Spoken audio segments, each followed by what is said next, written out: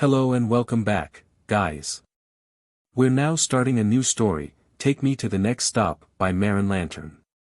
You can find author's profile link in the description. Let's begin Chapter 1, Single Father at age 13 reporting in. Toshinori awoke with a groan, and a knowing sense that whatever was about to happen was going to be SHT. Call it intuition. Call it faith. Call it pessimism. He had this feeling down in his bones, that things were going to be SHT. So he opened his bright blue eyes, knowing that he would rather face whatever was going on with his eyes open. Rain immediately pelted his eyes for his trouble. Ah, SHT. He cursed, covering his face, quickly twisting his head to face the ground, using his long limbs to his advantages. He opened his eyes confused. His head was ringing, as if he was close to an explosion. He shakes his head, raising a hand to his head, tugging at the blonde strands. He examines his hand. He notes distantly. I didn't hit my head hard enough, might have a concussion though. He notes the dark sleeve, tugging on it to both feel the familiar texture and ground himself. My school uniform. He frowns, trying to remember what he was doing before his untimely nap. All he gets is a headache. And his ears are still ringing. Focus later. Where am I? He looks around, confused as he stands up. He sees destroyed buildings, abandoned buildings all around him. The rain pelts down at him, freezing his heart as he looks around, realizing he is in some opening, some open grass, maybe a park of some kind. He doesn't recognize this place at all. Where am I? He thinks, his heart starting to PND in his chest. Then he hears it, the ringing finally gone. Crying. He quickly turns and sees a small boy. He gasps, shocked as he sees the poor boy. He must be about 3, maybe 4. He's got a whole head of green curls. Though his eyes are closed, large rolling tears stream down the young boy's face, mixing with the rain. Freckles decorated the small child's cheeks, freckles that seemed so familiar to Toshinori that he could swear he could trace the feeling of holding that face in his hands.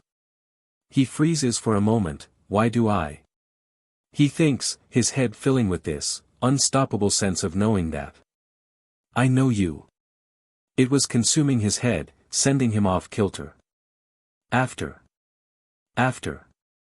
Go and think about it, he didn't have a lot of friends, mainly people he was friendly enough with, acquaintances, nothing more. Not many wanted to befriend the quirkless kid in their year. Toshinori could feel how society was shifting towards quirks, how instead of a rare talent, it was becoming as pivotal to life as breathing was. And God help the poor souls who were left behind. He knew how it was beginning to hit the other quirkless people, how they were being left behind in society. It was a worry that floated over his head that marked him in a Ming way. So no. He hasn't had a lot of people to talk to after everything. So why would he know a little boy? Yet this deep sense of knowing was overwhelming him. He couldn't help but approach the crying kid and think, I know you. His ears finally stop ringing, allowing him to hear the kid's cries. Hearing the heartbreaking words of Mama. Kachin. As the child sobbed. He kneeled down, trying to not scare the kid, knowing that the kid may have not heard him coming. Kid. Hey, it's okay. It's okay. You aren't alone. He says in his most soothing tone, holding his hand out. The crying halted for a moment, as emerald eyes focused on him. Toshinori's breath hitched, the knowing in his head growing stronger as it chants mine chilled miny war precious and love to know yuk no iwan duriman, hello. He says softly, smiling a bit. It wasn't a big smile, it was small and reserved, unsteady as far as smiles go. But the kid, oh how the kid lights up. Hi, mister, do you know where I am? The kid stuttered out, shivering in the cold rain. Toshinori blinked, finally seeing how the kid was wearing the most inappropriate clothing for the rain. Nothing but a thin red shirt and black shorts, with his feet covered in nothing but muddy socks. I don't. Toshinori states, but he shakes his hands as he says. But I do know that we got to get you out of the cold. You'll catch the flu like this. Toshinori also ignores that his school uniform isn't really appropriate clothing for rain as well. Let's get you out of the cold, and get somewhere safe. Okay. Toshinori says, his hands held up as he intends to pick the little one up. The kid looks up and says, "Will you help me find my mama?" He nods. Of course. He scoops the little one up, holding him close to his chest. What's your name, kid? Wide green eyes meet his own blue ones, scanning as if not sure what to say. My name is Izuku Midoriya. The kid says, his small hands gripping the front of Toshinori's uniform tightly. Toshinori smiles. Nice to meet you. Name's Toshinori Yagi, there. Now we aren't strangers. Now let's get you out of the cold. Chapter 2, Shopping. Toshinori may have spoken too soon. It seemed that wherever they were, destruction was everywhere. Toshinori just thought it was somewhat contained near the park area, but it seemed that the whole city was destroyed or abandoned. It didn't feel safe to call out for help, so he didn't. Izuku clung to him, shaking.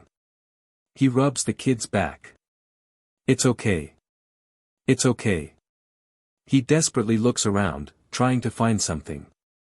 He needed to get Izuku out of the cold, his own dwindling body heat wasn't going to cut it forever. He winces at how loud his footsteps are, the rain creating puddles that splash into his shoes, soaking the socks. But in times like these, stealth had to be traded for speed. Finally he sees a mall. Finally. He sighs in relief. He murmurs to the boy, almost there kiddo. He rushes to the mall, making sure not to slip on the wet concrete. He sees how the sliding doors are broken, the glass in them shattered. But he forgoes his usual hesitance. Izuku needs shelter now. He is careful as he slips into the mall. He sees the kid's head pop up, looking around. He puts his finger to his lips. Keep quiet. He instructs the kid in a whisper. Izuku nods, looking tired as he curls up in Toshinori's hold. He moves carefully in, doing his best not to F up his shoes by stepping into glass. But so far, the whole mall looked so dystopian. It was abandoned, rain falling into puddles at some of the open skylights. Debris of glass and junk were spread out here and there. What happened here? Izuku asks, his voice small as he clings to the older boy. Toshinori's face was grim as he moved forward. No idea. He noted newspaper clippings and what he hoped wasn't, turning Izuku's face away from it before he could see it. Let's just get moving. Okay. K. Was the small agreement, followed by a sneeze. CRP. Was the thought that followed that. SHT. Now I really need to find a pharmacy. He looked around, the storefronts not familiar to Toshinori. But he does see a clothes store. In here. He enters the store, noting immediately how it was a big chain store. Good. Stealing here isn't gonna end in a moral dilemma. He sighs as he heads to the kids section first. What are we doing here? Izuku asked, looking around curiously. Getting you some better clothes. Warm clothes. He says, noting how the place looked like it had been ransacked. Seems most of the expensive SHT was gone. Fine. Toshinori can work with that. Izuku gasps, eyes comically wide. Are we, he whispers as if scandalized. Stealing. Oh boy. He thinks. How to explain to a kid that yes, we are going to steal some SHT. But it's okay since we need it more than we do. Especially to do it in a way that isn't going to cause a future thief. He places Izuku down on the carpet, after checking it was cleanish enough, and rubs his neck. Well, see, he starts, unsure how to explain it. The thing is, he finds himself looking into those big, wide, green eyes and feels unsure. Then he remembers something. We are going to take some things, yes. Okay, be honest. But we need some warm clothes. You don't want to be stuck in your wet clothes forever, right? You'll catch a cold. If you haven't already.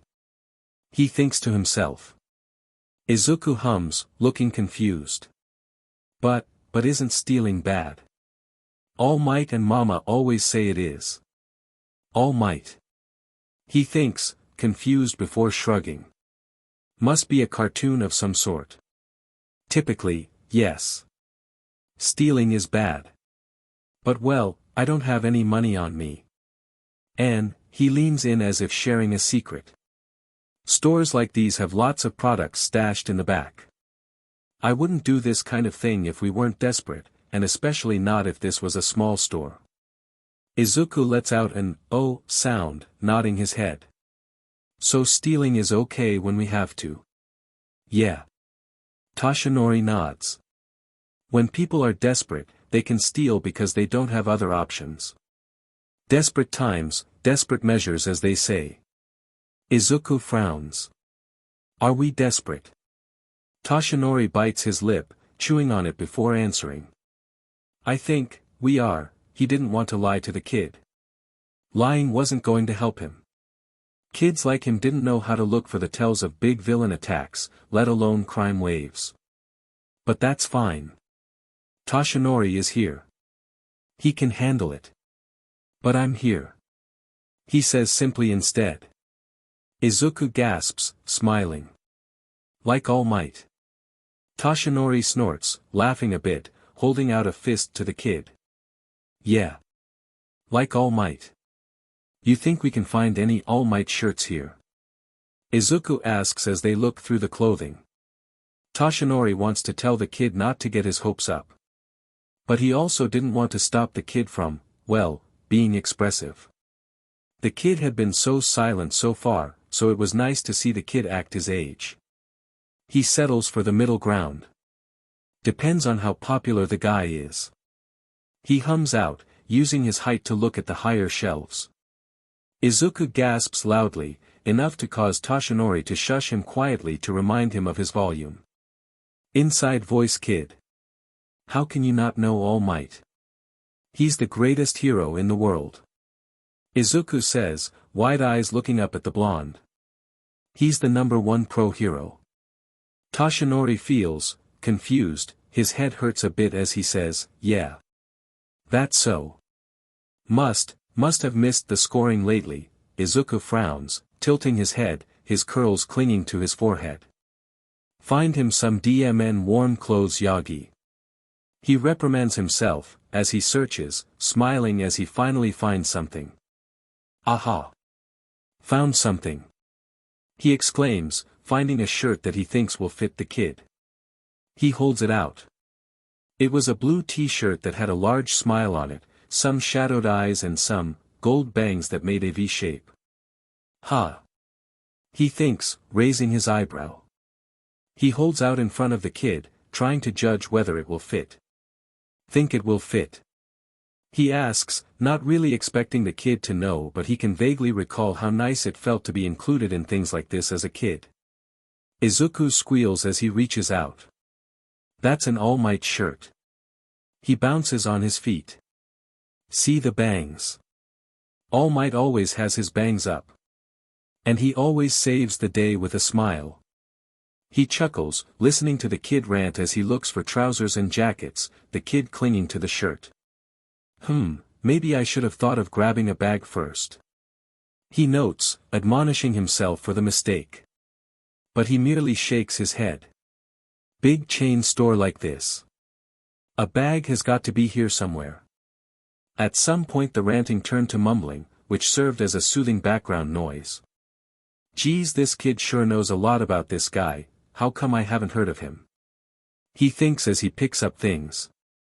He picks up a few more shirts, putting them on his arm. It kind of reminds him of.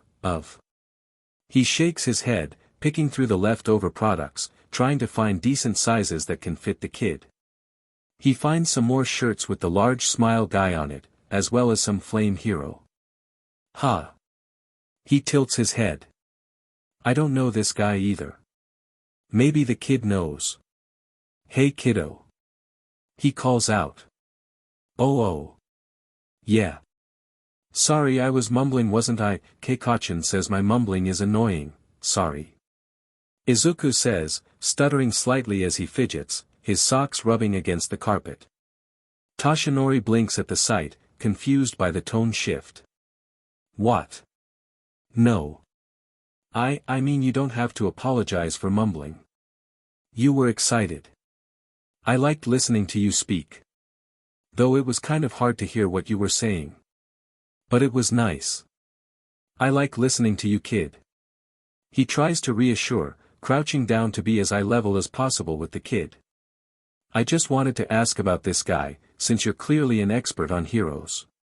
He adds with a slight teasing grin. Ah. I'm not an expert. Izuku exclaims before getting distracted and pointing. That's Endeavor. He's the number 2 hero after All Might. That's so. I'm guessing he has flames as his quirk. He says in a half-sarcastic tone. He doesn't know why, but looking at this guy's anger and closed-off face was making him hurt in his head. Like he needed to remember something. Not to mention the vague sense of knowing this guy. Poor. Izuku seemed to be suffering from his own headache. His face was scrunched up, as if pain was bolting itself to his head. He rubs at his head saying, my head hurts. Toshinori can feel some slight panic set in, but he just smiles and says, okay. How about this? We'll find a changing station and get you out of these wet clothes. Then while you try these things on, I'll go find a bag or 2 to put these in. Okay. Okay. Izuku let out a small whine, hands reaching up, making such a cute grabby motion. And Toshinori is nothing but a soft idiot, who juggles carrying the kid and a small pile of shirts, trousers and jumpers well. He finds a changing room that was clean, and after reminding the kid to stay put, he rushes off to find a bag, and some shoes. He runs through the aisles as quietly as he can, trying to remind himself of stealth. But he is able to secure some blankets and a few towels. As well as 2 bags. One bag was a large camping-style bag, with lots of pockets and deep insides. Perfect to store clothes and supplies in. He finds another bag that was smaller. But it was a cute hero-themed bag. The red, blue, white and yellow bag instantly reminded Toshinori of the smiling guy, All Might. Seeing how Izuku had a whole thesis rant about the guy, he is sure the little one will love it. He thinks Izuku will definitely love having his own bag to carry things in. Already Toshinori can see him carrying things like a hairbrush and maybe some books for the kid. He knows his mama always made sure that he felt helpful by giving him small tasks like these. Already Toshinori can see that whatever is going on, it's likely help won't reach them anytime soon. So in preparation, his mind is already trying to comb through on how to take care of a tiny person. A weight in his pocket reminds itself of the thing's existence. Toshinori knows his family will worry about him, but right now his focus is on Izuku. He'll see whatever panicked calls and texts his family have sent in a bit. Right now, he has to focus on making sure Izuku is all right. Chapter 3, Calm Before the Night Falls. Toshinori smiles as he heads back to Izuku. Kid. He calls out, standing outside the stall. You good? Yeah. Izuku calls out, before opening the door, excitement all over his face. Look, look, look. Look at what I'm wearing. Toshinori does his best to not snicker at how the kid is absolutely covered in hero merch. Izuku was wearing a long-sleeved Endeavor t-shirt, with the face of the man covered up by an blue All Might t-shirt. It made for the interesting effect of the kid having fiery patterns on his arms, contrasting the smiling. The kid wore some blue trousers that looked like they were a couple of sizes too big. But they fit him well enough. Good work, kid. He finally says once he is sure no snickers are coming out. He drops a small purple towel on the kid's still sopping wet head and says, dry yourself with this. Your hair is wet. He cheerfully ignores the cute whines of the kid, as he works on folding the clothes Izuku had. Izuku clearly tried to fold the clothes, so he merely straightens them out, figuring creases are the least of their problems. He hears Izuku mutter again, his little mind ticking away. He hums. What was that, kid? Couldn't hear you. He smirks a bit, seeing the kid jump a bit, his eyes wide and so bright. Oh. I was just saying it's weird that All Might and Endeavor look different on their merch. He says, looking up at the older boy. Oh. How so? Toshinori tilts his head, showing he was listening. Izuku fidgets as he fiddles with the towel, rubbing it over his hair. Well, Endeavor has this fire mask, that kind of looks like a weird starfish. I saw one when I went to the aqua. Aquar, he frowns. Aquarium. Toshinori suggests. Yeah.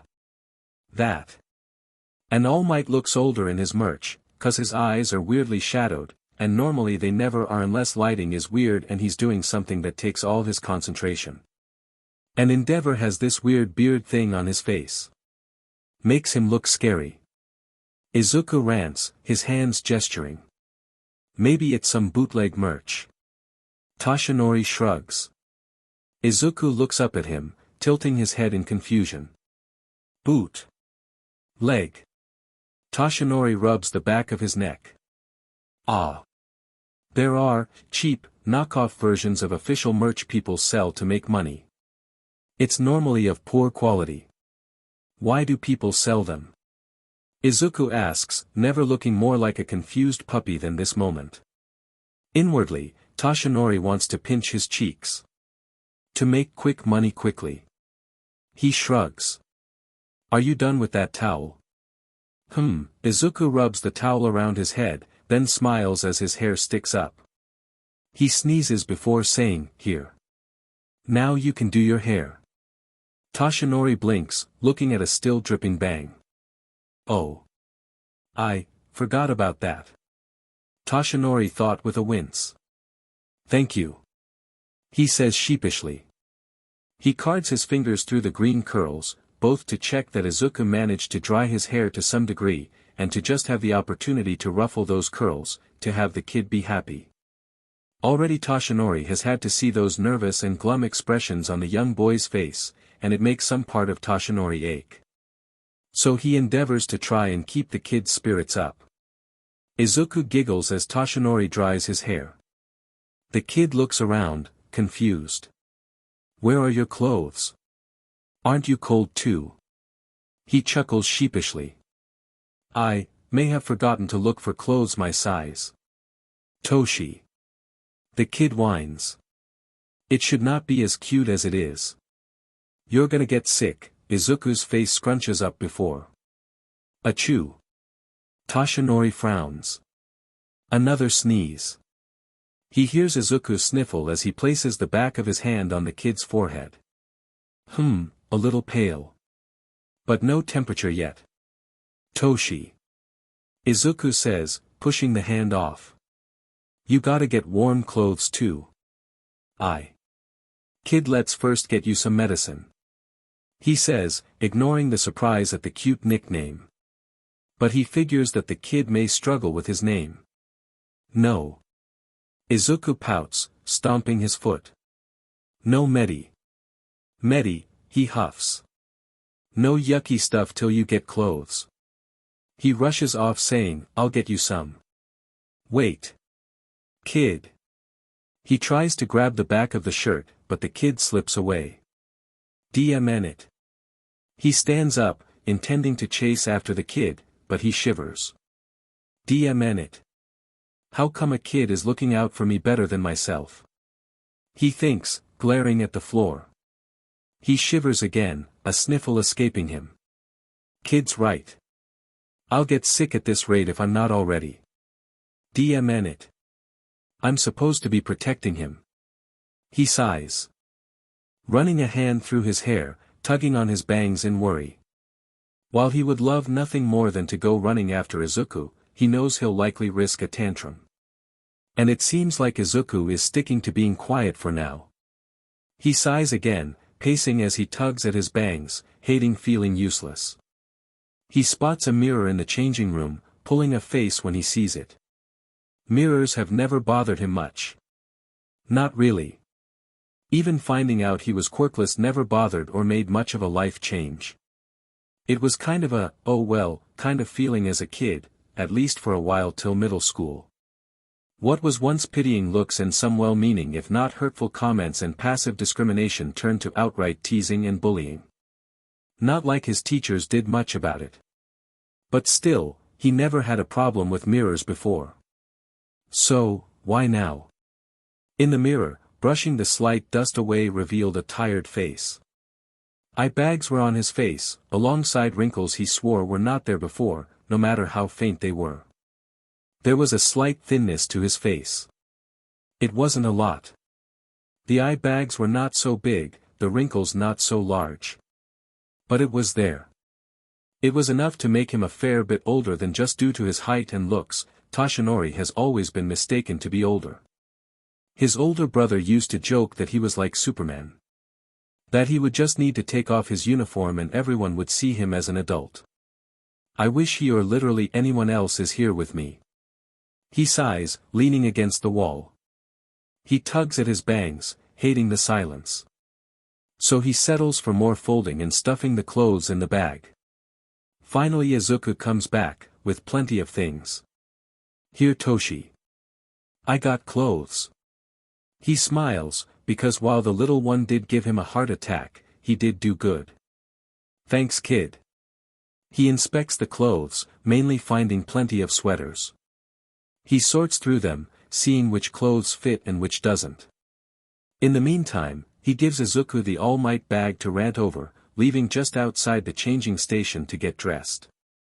He never notes the unusual scar-like pattern on his body, avoiding looking into the mirror. The result is a simple blue shirt with a pale sweater thrown on top. The sweater is slightly big but it works well enough.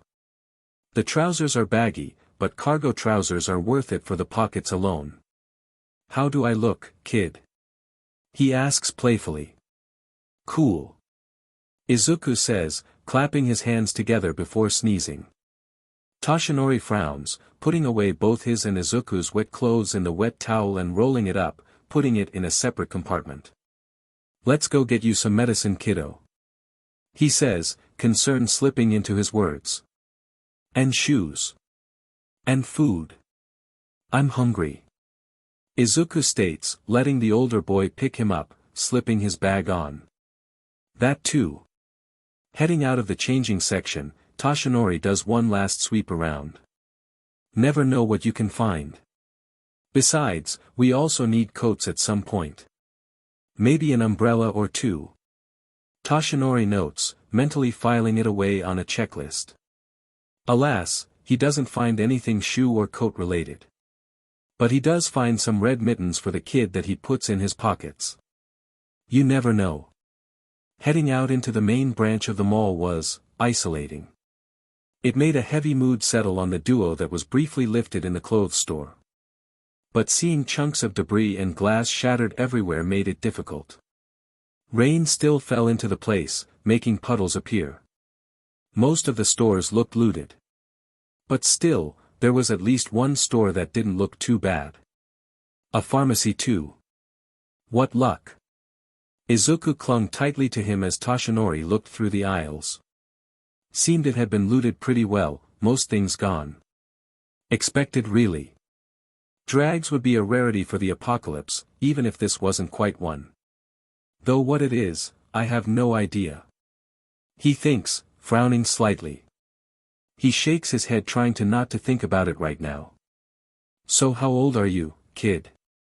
Izuku huffs, holding 4 fingers up. I'm 4. I turned 4 a while ago. Toshinori chuckles. Yeah. Yeah. Izuku nods. Toshinori hums, as he scans the shelves. He wrinkles his nose as he picks up a bottle. Fig. Of course it was. What's that? Izuku asks. Fig. What's that? Stuff that helps you poop. Toshinori says, delighting in the disgusted look that Izuku has. Why? Because some people need help pooping. He chuckles, booping the kid on the nose. It's called being constipated. Constipated. He sounds out the word slowly. Means something is blocked up. Izuku repeats the word. Pat. Edition. He wrinkles his nose. Gross. Toshinori chuckles. His eyes brighten up seeing a kid's medicine section, finding some medicine. Aha! He cries out happily. Medicine. Do I have to? Izuku pouts. Yes. Toshinori says, placing Izuku on the nearby counter. You don't want to be sick now, do we? But what about you? Izuku asks, his green eyes full of worry. Toshinori raises an eyebrow. What about me? You're sick too. Izuku frowns. Toshinori briefly looks away before saying. I'm more focused on you right now. Okay. I said I'll help you find your mama, so I want to make sure you're okay. Izuku frowns. But, his lip quivers. Who's gonna look out for you? Heart meat knife. Oh, this sweet kid. Toshinori thinks. I have no idea why we are here, but, as selfish as it is, I'm glad I'm stuck with you. He smiles, doing his best to reassure as he puts the medicine down, cupping the small face in his hands, brushing back the green curls. I'll be okay. He says, smiling as his blue eyes meet Izuku's. Your job is not to worry about me. Okay. I'll be fine. And so will you. You aren't alone. I'm here. Izuku's eyes welled up, tears swimming in those large eyes of his.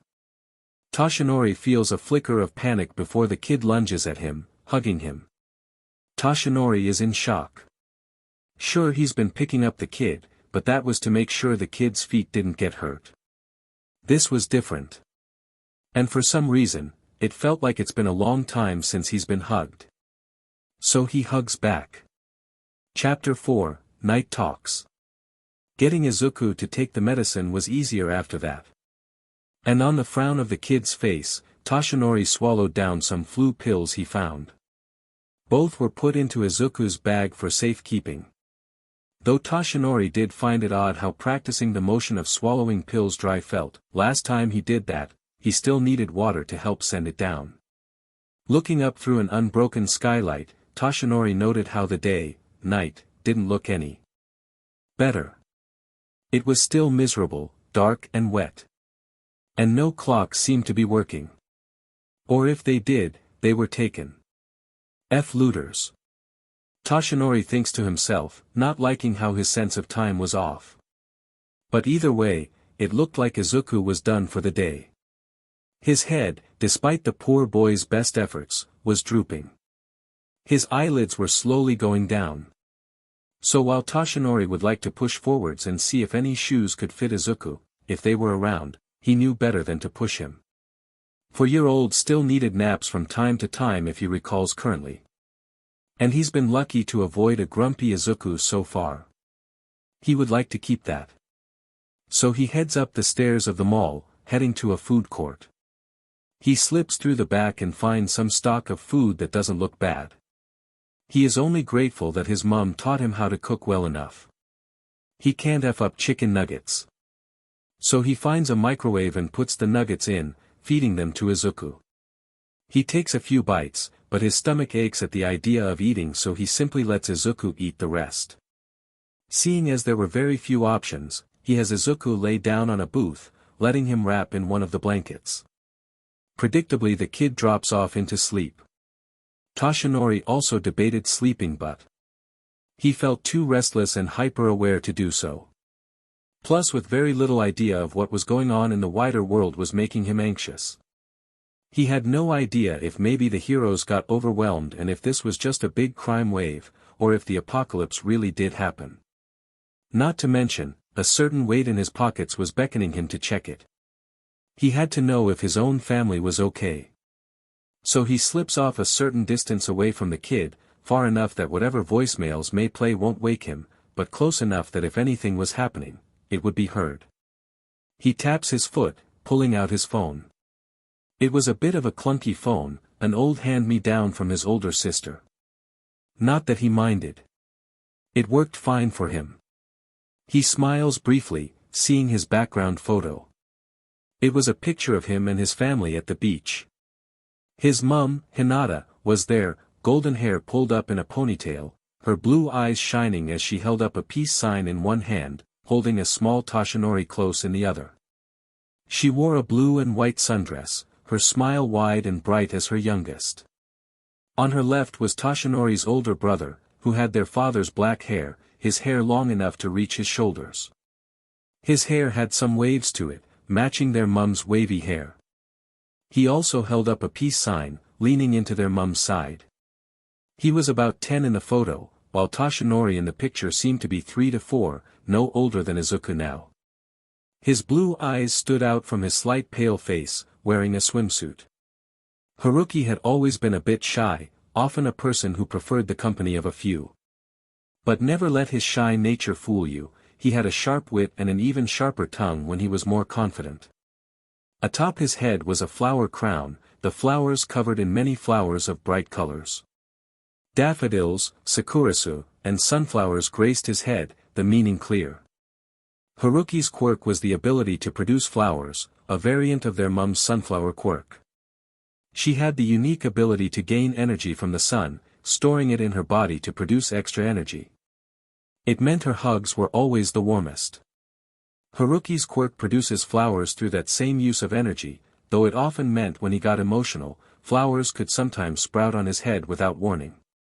In contrast, on their mum's right side, was Toshinori's older sister, who was 9 at the time.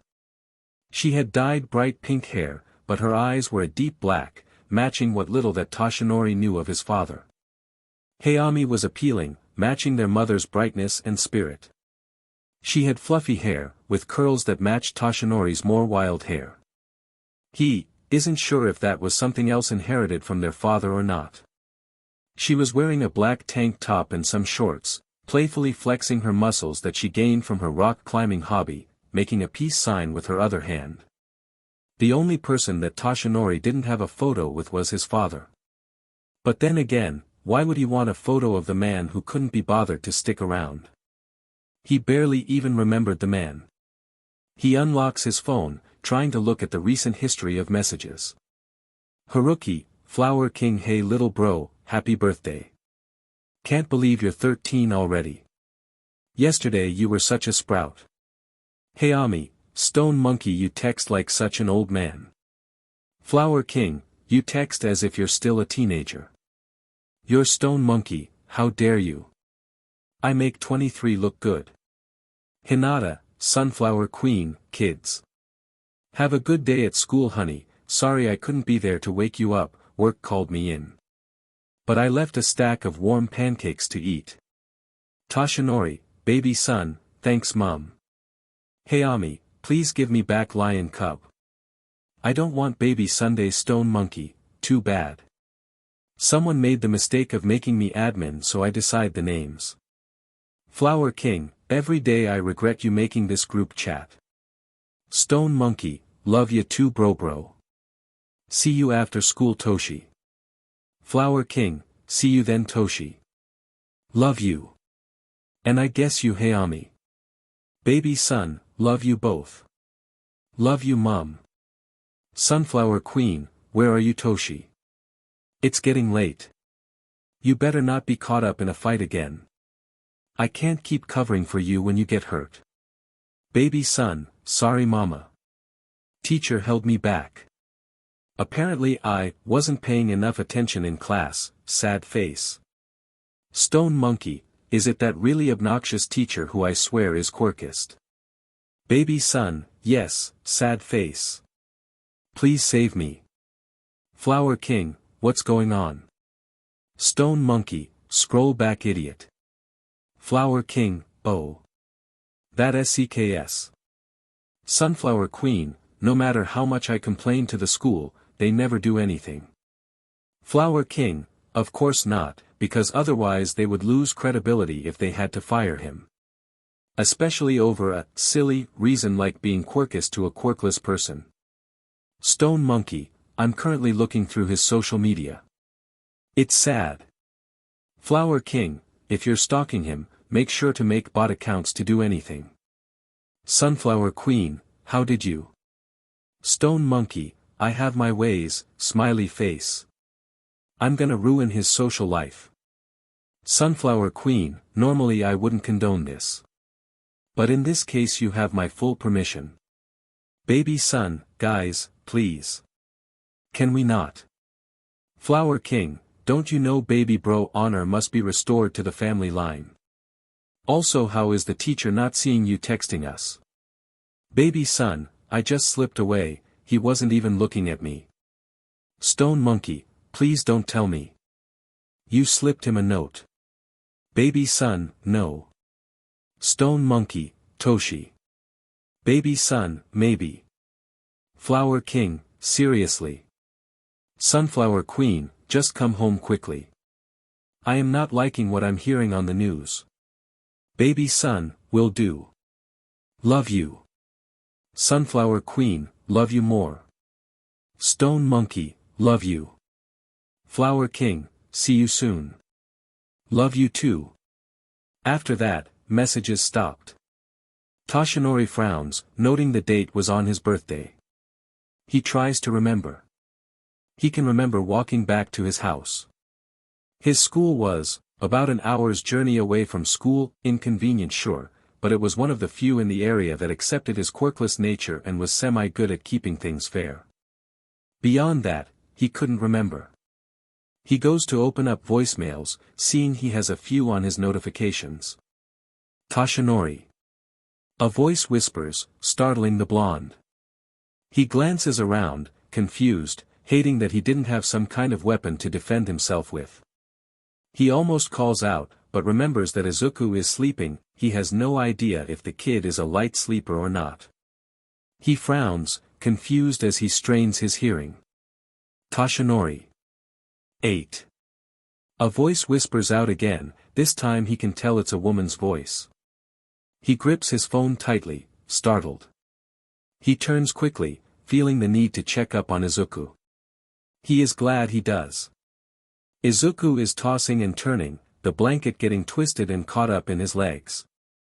A frown was across his face twisted in pain as hushed mumbles flew out of the boy's mouth at top speeds.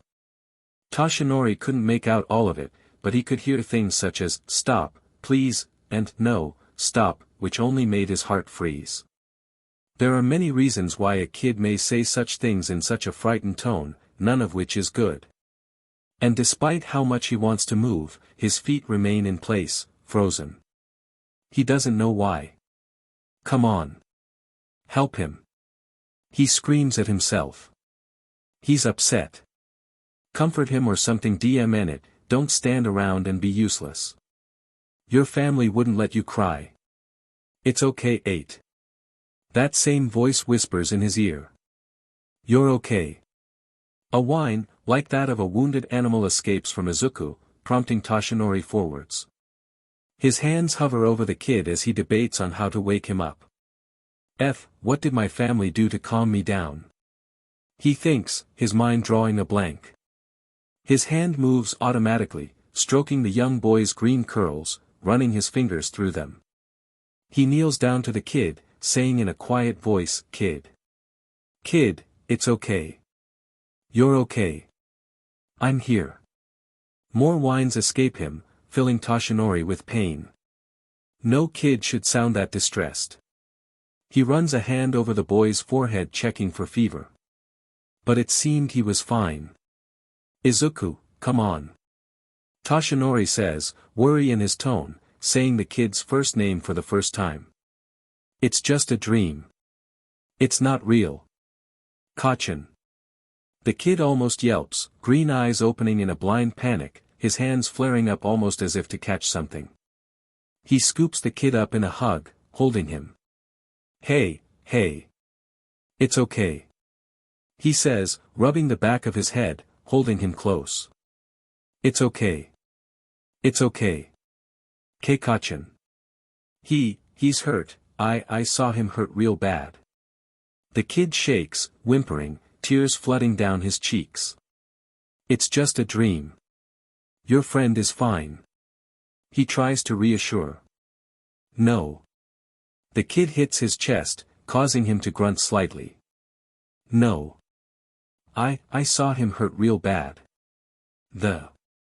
Oh kid. Toshinori thinks, wondering what the boy has seen. He curls up around the kid, rubbing his back. It's okay. It's okay. It's not okay. The kid shouts. Toshinori doesn't have the heart to reprimand him for that. It is. Because what you saw wasn't real. Okay. Tell me about your friend. When was the last time you saw him? He asks, hoping that by proving the dream to be false, the kid will calm down. The kid sniffs. Keikachin and I were playing, in the park. He said, he wanted, to play heroes, yeah. And what did he look like in your dream? He asks. Oh, older. Meaner. Izuku says. And is Kachin your age? Izuku nods. So why would it be true if Kachin was older? He's fine. He's likely with his family. Izuku hums, tears slowing down. And unless you have a prophetic quirk, it's unlikely to be a vision. He adds, barely missing how Izuku's hands grip tightly to his shirt. Now how about we get you tucked in again? He sets Izuku down again, ready to tuck Izuku in, when the boy says, Can I ask a question? He pauses, seeing the downcast expression on the kid's face, how he picks at the leather of the booth seats. Yeah. Do you think I could be a hero? Izuku asks, and before Toshinori could respond with a resounding yes, Izuku adds on, facing away from Toshinori. Even without a quirk. Toshinori freezes. Quirkless. He thinks. How did I miss that? His eyes are blown wide as he looks down at the kid. His head starts pounding, his vision fuzzing over as he thinks the question over. He tries to breathe as thoughts and memories flood his mind, only snippets being heard. You. A hero. Don't make me laugh, freak. You would be turned into ground dust the moment you stepped out onto the street. A jeering voice cries out, a bully pushing him to the ground. He trips, a cry calling out as he tries to fight back, for some reason the words making him mad beyond belief. He never had dreams of being a hero before, sorry kid. A faceless adult says. Doubt you would make it far. Good on dreaming though. The words cutting into him, demeaning and made to gently crush. I will not support your dreams for vengeance. A woman floats by, stopping him from yelling out. It's not vengeance, it never was, it was, help. Help. He cries out, digging deep into dirt, but he knows no hero will come fast enough. Somebody. Please. Desperation tears through as he sees more and more of the world delve into chaos, reading through police reports, scanning the channels while he works out.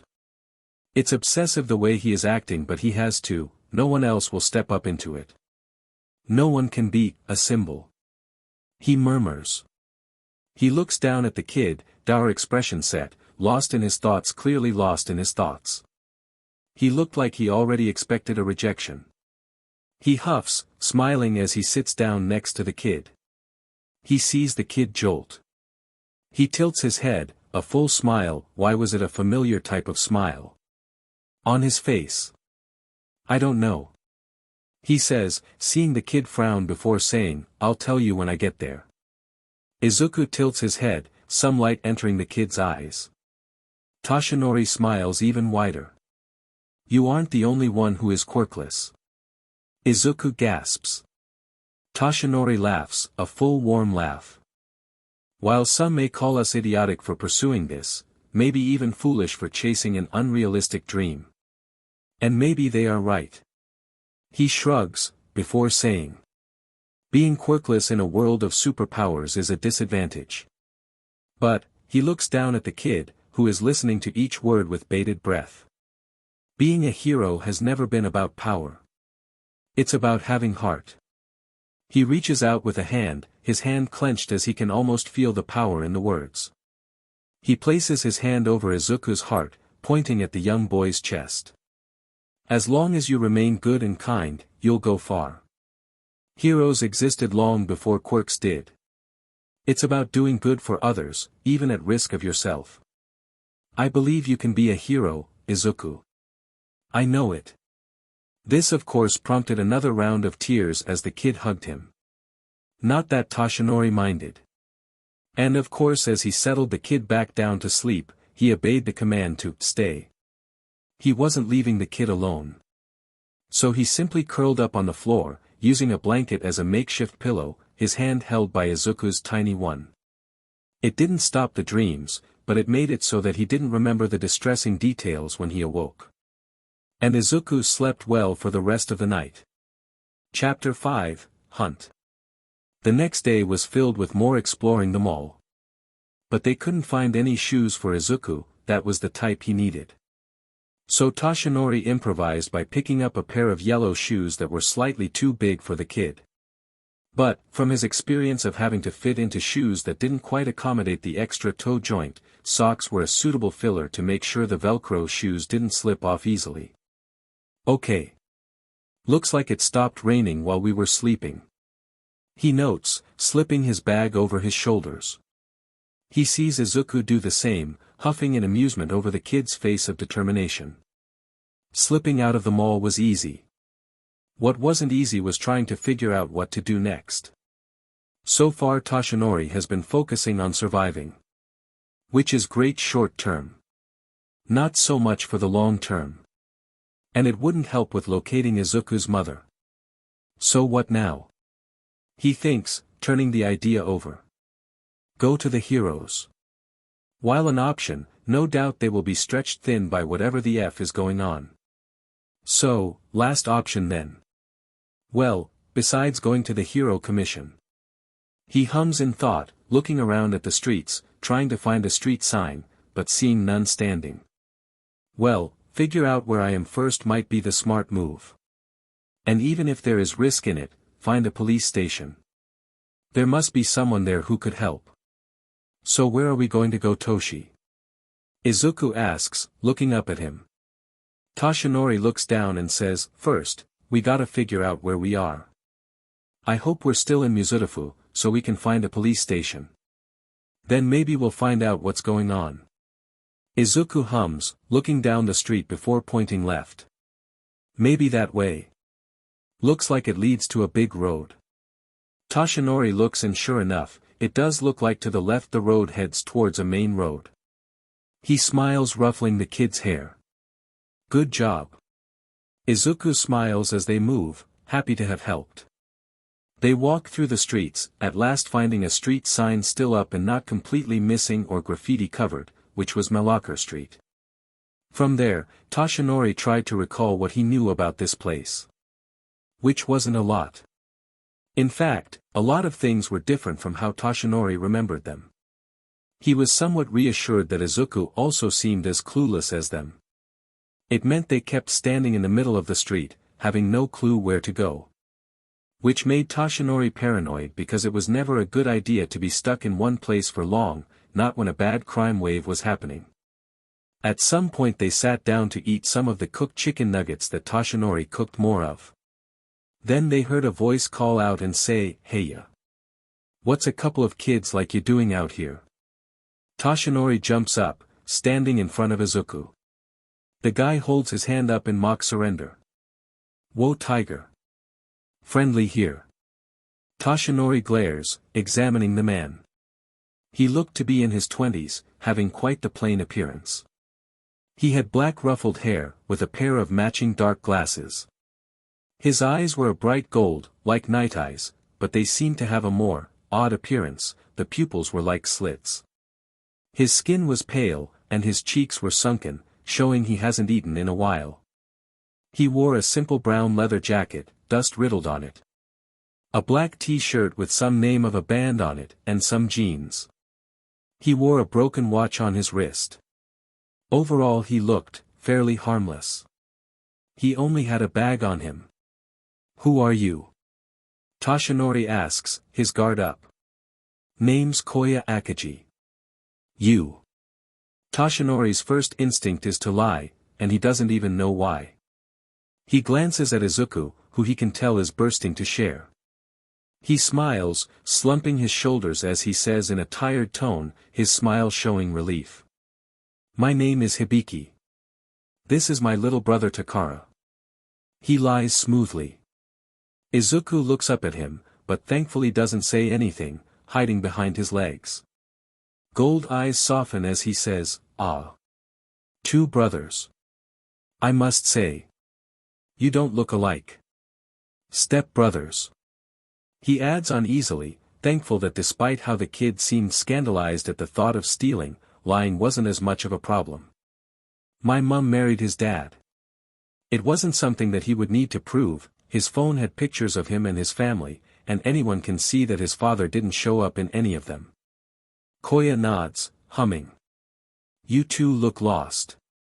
May I ask where you're heading?" Toshinori swallows. But he figures a little truth is needed. "A police station.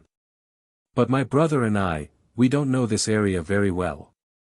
Koya nods as if he understood. "I see. You two are looking to head to the shelters." He looks at Toshinori, eyes piercing him, pinning him down. "You must be very tired. I can't imagine the stress these few months have caused. For you and your brother both." Koya's smooth voice was enough to send shivers up Toshinori's spine, something not quite right. Izuku clearly felt it too as he asked, peeking his head out from behind Toshinori's legs. "What's your quirk?" "CRP. I didn't even think of that." Toshinori thinks, his hand resting down on the boy's head, patting it. Koya smiles, hands still held up. "Oh, nothing too crazy." His hands begin to turn black with scales, crawling up his hands. "Just a draconic quirk. Means my whole body can create these hard scales. Pretty good for surviving and defending oneself." Toshinori frowns. "Okay, assuming he doesn't have some kind second quirk, that isn't the worst. A person can still be outrun. If needed. How hard are your scales?" Izuku asks, his mind ticking away as he asks, "Are they removable?" "My. Curious aren't you?" Koya seems to coo. He shrugs, sighing, as if burdened. "But I suppose I can't blame you. After all, these days, it's best to keep your cards close.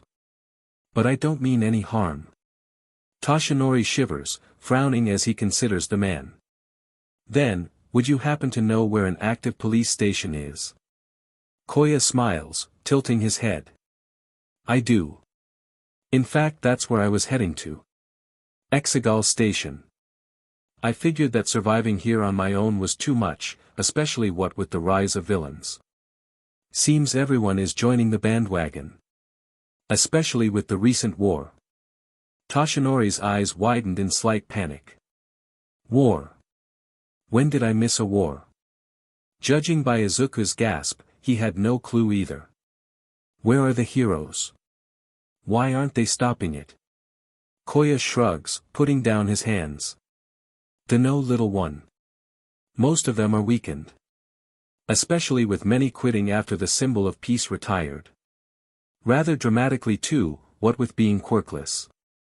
Izuku and Toshinori flinched, identical pain flashing into their heads. Gore, stomachs ripped open, sunflower scars, pain, "You're next." Izuku whimpers, tears appearing in his eyes. Toshinori's hand twitches to clutch at his left side, pain flaring up, his breath stuttering as if out of breath. Koya frowns. "Sorry. I probably shouldn't have brought it up." He glances at Izuku. "Especially not in front of little ones like him." Toshinori frowns, kneeling by Izuku. "Kid. I am fine. He says, a little unconvinced. And who wouldn't be? It's not every day you are told your hero is down for the count. Sorry. Koya says again. Toshinori feels some anger, as he says with gritted teeth. Can you point us in the direction of this station? I can do you one better. Koya smiles again, tilting his head, gold eyes shining in the light. I can lead you there. He shrugs. I wouldn't feel good leaving you two here alone. And we're all heading to the same place. It just makes sense, doesn't it?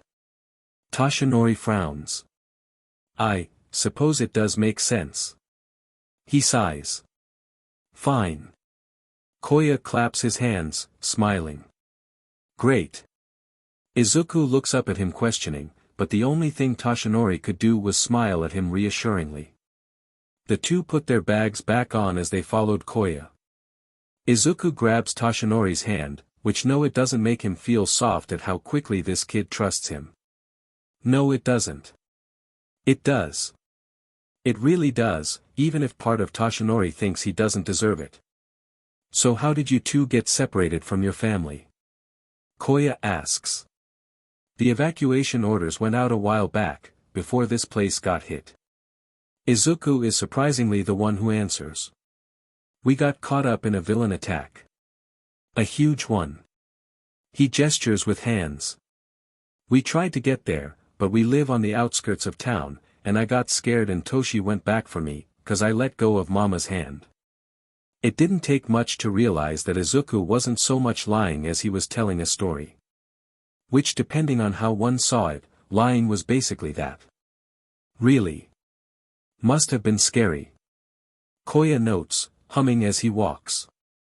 He looks far too relaxed. Some part of Toshinori notes, though how he knew this he didn't know. What about you, sir? How did you get left behind? Koya glances at him, gold eyes unreadable. Oh. Well, I was mainly caught up in affairs. I tried to buy a ticket for myself but it didn't fall through. Money and all that. What about your family? Izuku asks, Koya briefly stopping. He resumes before saying. They went on without me. Toshinori frowns, keeping Izuku close to him and placing his body closer to Koya. Something isn't right here. Well, that's good. Toshinori says, a hesitant smile on his lips. At least they are safe. I'm sure you'll reunite with them soon. Koya's tone was stilted, as if caught off guard. Oh, of course. He smiles at Toshinori, warmth in his smile. It seemed genuine enough for Toshinori to relax a bit. And I'm sure you'll find your folks too. Toshinori nods, not adding more.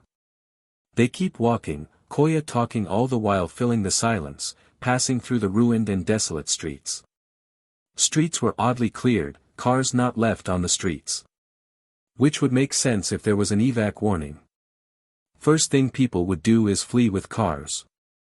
Toshinori notes. As far as he can remember, he never personally experienced an evacuation notice, none that weren't drills. But his mum did when she was younger. Oh, it was a scary thing. I was lucky that I had your siblings and your father to keep my head straight. Emergencies always seem more manageable when you have people to look out for. He remembers her saying that. But he knew there was a reason why his family practiced and quizzed each other on what to take and not take. Toshinori takes notice of all the damage and decay, even if most of his attention is spent making sure Izuku was okay. The kid seemed to be having similar thoughts, nervously looking around. How long till we get to the station, mister? Izuku asks, his hand tightly gripping Toshinori's. Oh, not too far. Koya says, his voice soothing. It was enough to make Toshinori think that maybe it was okay. Maybe this was an adult that both of them can trust. Just a little further. Izuku frowns, stopping as he looks around. I don't know this place. Toshinori looks around, noting how worn down the streets around them were. Shops nearby seemed old, paint flickering off steadily. Mold seemed to infect anything white, or more likely gray. Windows seemed to be boarded up, buildings seemed to slump together. Overall, it was clear this place was on the poorer side of town. That alone would hardly bother him. But what he did catch was the graffiti lining the boarded-up windows, the tags that seemed to be worrisome. Some said Shigaraki was right, others said Stain was right, but there was one that looked to be some sort of logo. It had twin snakes shaping around each other, surrounding a hand. An expert on infrastructure, little one. Koya's voice ripped Toshinori out of his thoughts, as he shook his head. His thoughts felt clouded and slow, blinking as he looked down at Izuku. A 4-year-old shouldn't have a wary look on their face, but Izuku wore it, holding his hand in a death grip. I explore a lot. His tone was off, guarded, and a part of Toshinori wanted to tell him to knock it off to let him handle it. But a louder part was still processing that it was coming to dusk, that time seemed to move forward without him thinking about it. He squeezes Izuku's hand, his free hand rubbing his hand. Well, I can't imagine you traveled here a lot then. Or if you did, it may have been a while ago. Koya says, shrugging. And with how casually he says it, it does make sense. Izuku is 4, of course it can be easy to confuse a place for another. And should he really put so much stock in what a 4-year-old says over an adult's? Except. It's Izuku. Izuku, who throughout this whole time they have been lumped together, has been brave. Who has shown that he is quick to question, quick to understand.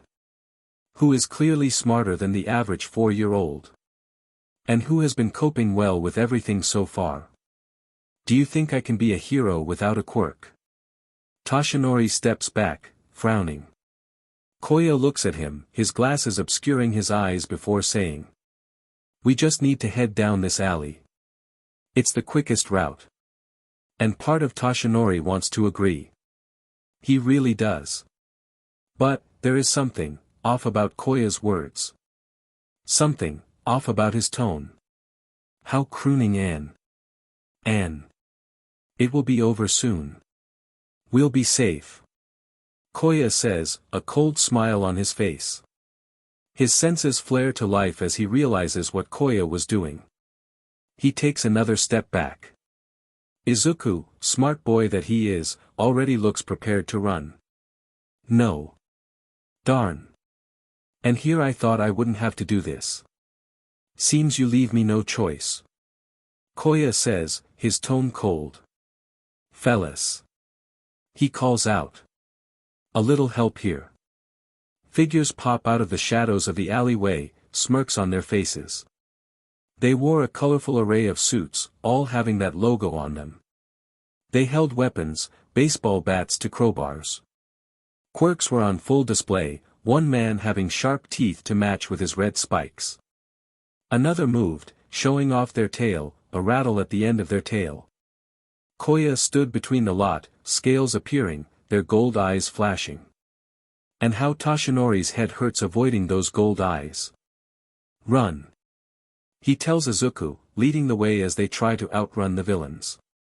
Something on his senses ping, and Toshinori is moving as he hears a whoosh sound, a man with cyan hair appearing in front of them. He is narrowly able to dodge the guy's arm, but Izuku is not so lucky. A startled cry is all the kid can cry out. He is already turning around to punch the effer, but he disappears, reappearing behind Koya, Izuku squirming and yelling in his grip. No. He yells out, already turning around to beat these F-airs into the dirt, screw the fact he was quirkless. The spike guy rushes forward, jeering, trying to be a hero kid. Toshinori awards him by punching him in the face. He isn't thinking as he kicks between the legs, shocking the guy. What the F? Is the cry he ignores as he growls, give him back. He punches again, knowing he has to press the offensive while he has it.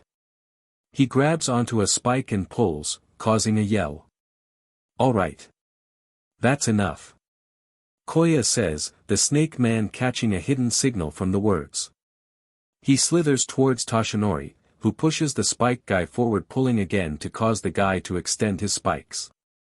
Snake Guy wraps his tail around Toshinori, tugging on his unguarded foot. Toshinori is soon meeting the ground, his head hitting the concrete. He growls, biting at the open exposed part of the tail. Snake Guy cries out, before hissing as he drags Toshinori towards Koya. "Are you going to play nice?" he asks, a smug smile on his face. "F you." He curses out, trying to shake the Snake Guy off. Seeing Izuku struggling, the kid is trying to bite but the teleporter seems to hold the kid outwards, letting the kid squirm in the air.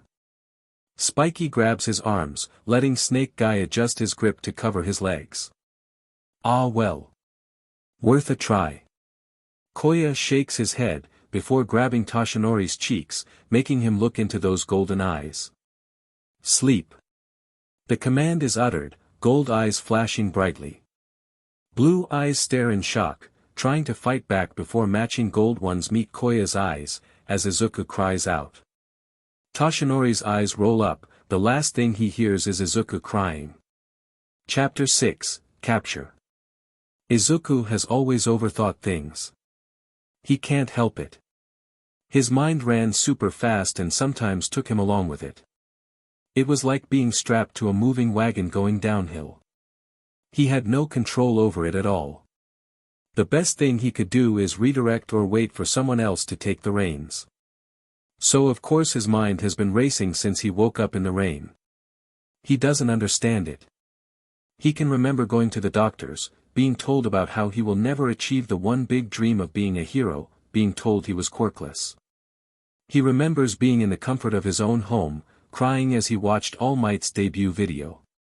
He can remember how his mum, she didn't answer his question, but then again, she kind of did. Her silence was answer enough. She didn't believe in him. It was the thought that followed him when he awoke yesterday. Of course it got pushed out when he realized he was alone, and he had no clue why he was out in the cold alone. For a dark moment, he thought that maybe his mama had abandoned her useless Deku of a son. It was a scary thought that made him cry out, calling out for her and Kachin. 'Cause what else was he supposed to think? But then Toshi saved him. He took him out of the cold, even stole clothes for him. Gave him food, again stolen, and listened to him. He was like a hero. And his blue eyes, blonde hair and kind smile reminded him of All Might. It was like being saved by him.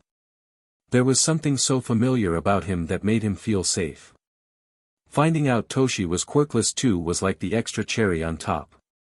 Izuku has never met a quirkless before finding out he was one. But he knows the statistics. Only 20% of the population was quirkless, and most of that made up of the really old people, like Granny Sato, who always slips Izuku some extra sweets when she babysits him from time to time. So Izuku swore he would be a good boy for Toshi till he can help him find his mom. Because Toshi saved him, and Toshi was trying so hard. He didn't want to lose the first quirkless person he had met, he wanted to have Toshi meet his mama and say those magical words to her to get her to believe in him too. You can be a hero. It's why he noticed how odd Koya was. How the man seemed too calm. Izuku felt scared, and at first he was happy an adult was around. Though Izuku didn't understand why Toshi lied, he figured it was like the stealing thing. You shouldn't do it unless it was desperate. And seeing the streets in the dim daylight, how creepy everything looked even without the rain. He was happy Koya was around, because even he could see that Toshi wasn't a proper adult. Izuku didn't know how old Toshi was, but having an adult around seemed like a good idea. But there was something wrong in how Koya spoke. And since meeting Toshi, even if it was only a day, something told Izuku that Toshinori letting his guard down was not natural. Toshi, wherever they were, always seemed to be on guard. But it wasn't until they started following Koya did something loosen in Toshi. He seemed dazed, not even taking much stock of their surroundings. The few times Toshi looked his way, his bright blue eyes seemed dull, and wrong. They had a band of gold around the pupil. It worried Izuku to no end. For a brief moment at a time, Izuku would catch Koya giving him a look, which was what really tipped him off. He recognizes the look of judgment, of disdain, he faced it his entire life before meeting. So he knew something wasn't right. A soothing tried to enter his head as Koya talked a lot, but he always shrugged it off, his fingers twitching in pain. The feeling felt familiar, as if he should listen to Koya, to the adult like his mama tells him to. But he didn't trust Koya. Toshi didn't trust Koya, that's why he lied. That familiar feeling pushed at his head, but he pushed it away. It's nothing like Shinso's quirk, feeling pain at the feeling, but more of the achy, healing type, mainly in his fingers. He should have tried to warn Toshi sooner, but Koya always walked so close to them. He did think about trying to get Toshi alone by pretending to go to the bathroom, but Koya always kept them within eyesight, even if Izuku dragged Toshi into an empty place too. And Toshi never seemed aware enough, standing around dazedly. The only good thing was that Toshi still seemed aware enough to keep Izuku away from Koya. He still should have tried harder. No matter how he overthinked the scenario, nothing seemed to give him any hint on what he should have done better. Now here they were, stuck in separate cells. The floor was cold from where he hit the ground after being thrown into it. There was a bunk to sleep in, but the mattress was thin and the blanket was scratchy. Not to mention it was hard to get up on. There was a toilet in the corner, hidden behind a thin wall, a sink and a mirror way too high up. The bars were close enough that Izuku, even as small as he was too big to fit through. Not that he was sure what to do. Toshi was in the cell across from him, asleep on the ground. His breathing was the only thing that assured Izuku that he was okay. It scared Izuku, but seeing Toshi fight like that, it was inspiring. Too bad the teleporter seemed to sense what he was about to do, so held him up in air jail. Now he sits in a cold cell. Toshi. Toshi. He calls out to the older boy. Wake up. Yet Toshi did not stir, still deep asleep. I'm so stupid. I should have realized he had a second quirk sooner.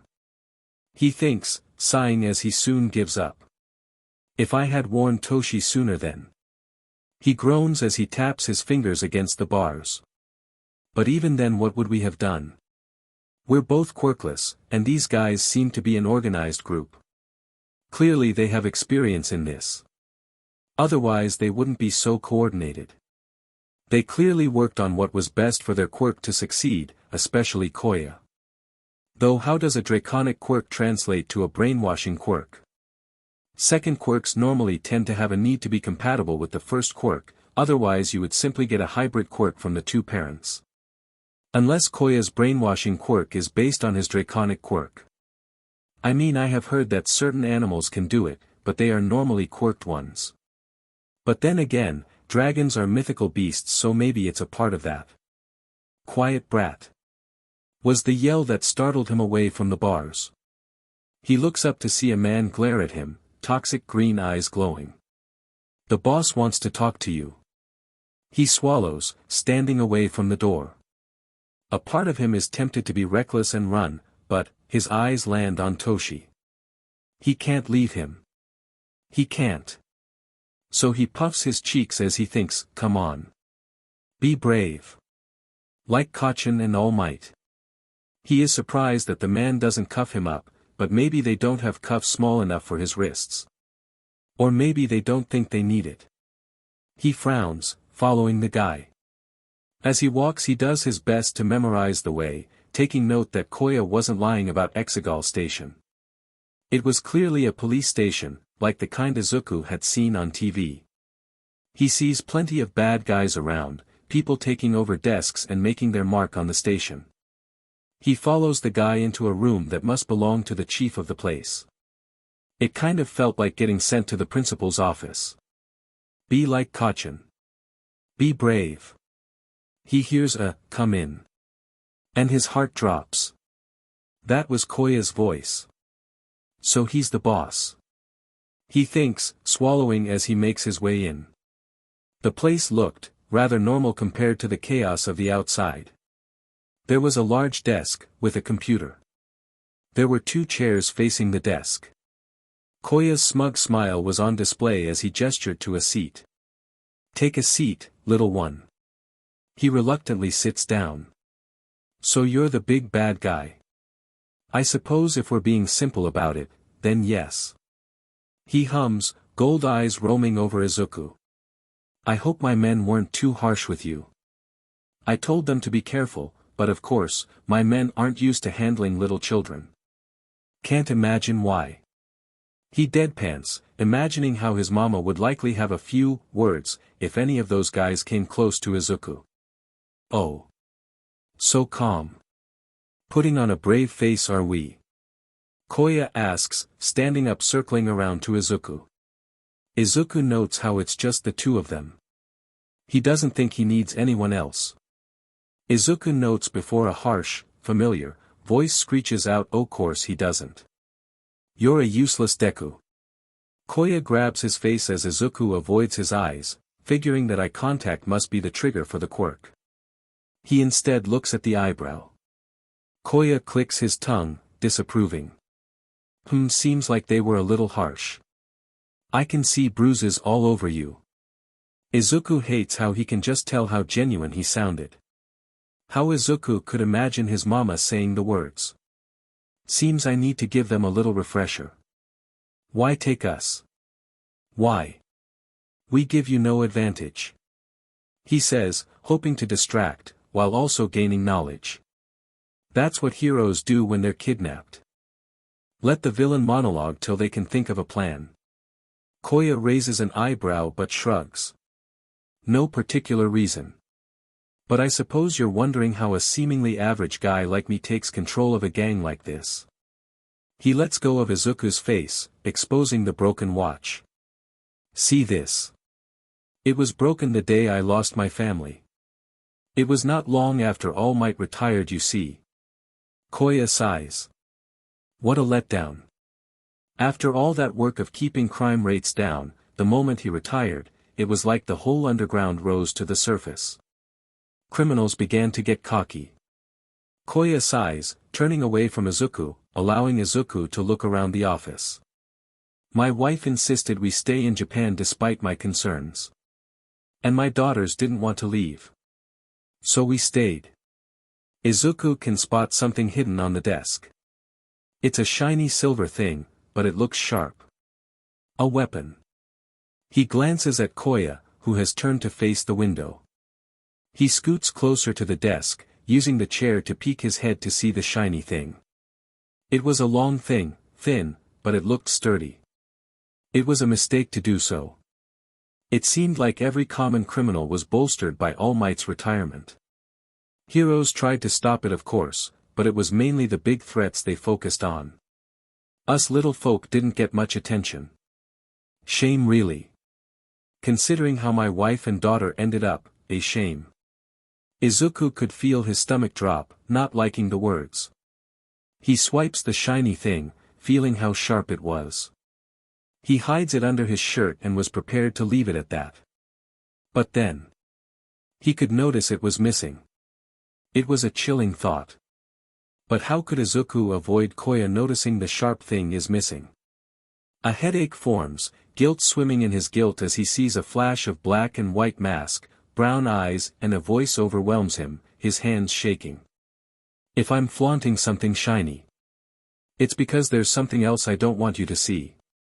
A little bit of misdirection, Izuku didn't know why, but that voice made him angry. But he couldn't deny the logic. It's how stage magic works. He spots Koya talking, saying, it was so random, just a regular day to many. But the end of my world. Izuku spots a cup full of things. But one thing that interested him was the shiny scissors. He reaches out, noting it was at the end of the table, far closer than the sharp thing was. Yes, them dying was certainly the end of my world. Izuku gasps, knocking the cup down. Koya turns, a smirk on his face. Izuku can feel tears rising up, and he lets it. His lips quiver, but he sets his lips into a thin line. Koya chuckles. It's all right. I should have figured you would try something. My youngest would. Izuku shakes, but says, your family, you said they were okay. I lied. Well, maybe not. Koya shrugs, picking up the things, taking the scissors in his hands as he smiles. Who knows what happens after death? And they were far better people than me. Izuku frowns, stepping back on the seat. What do you mean?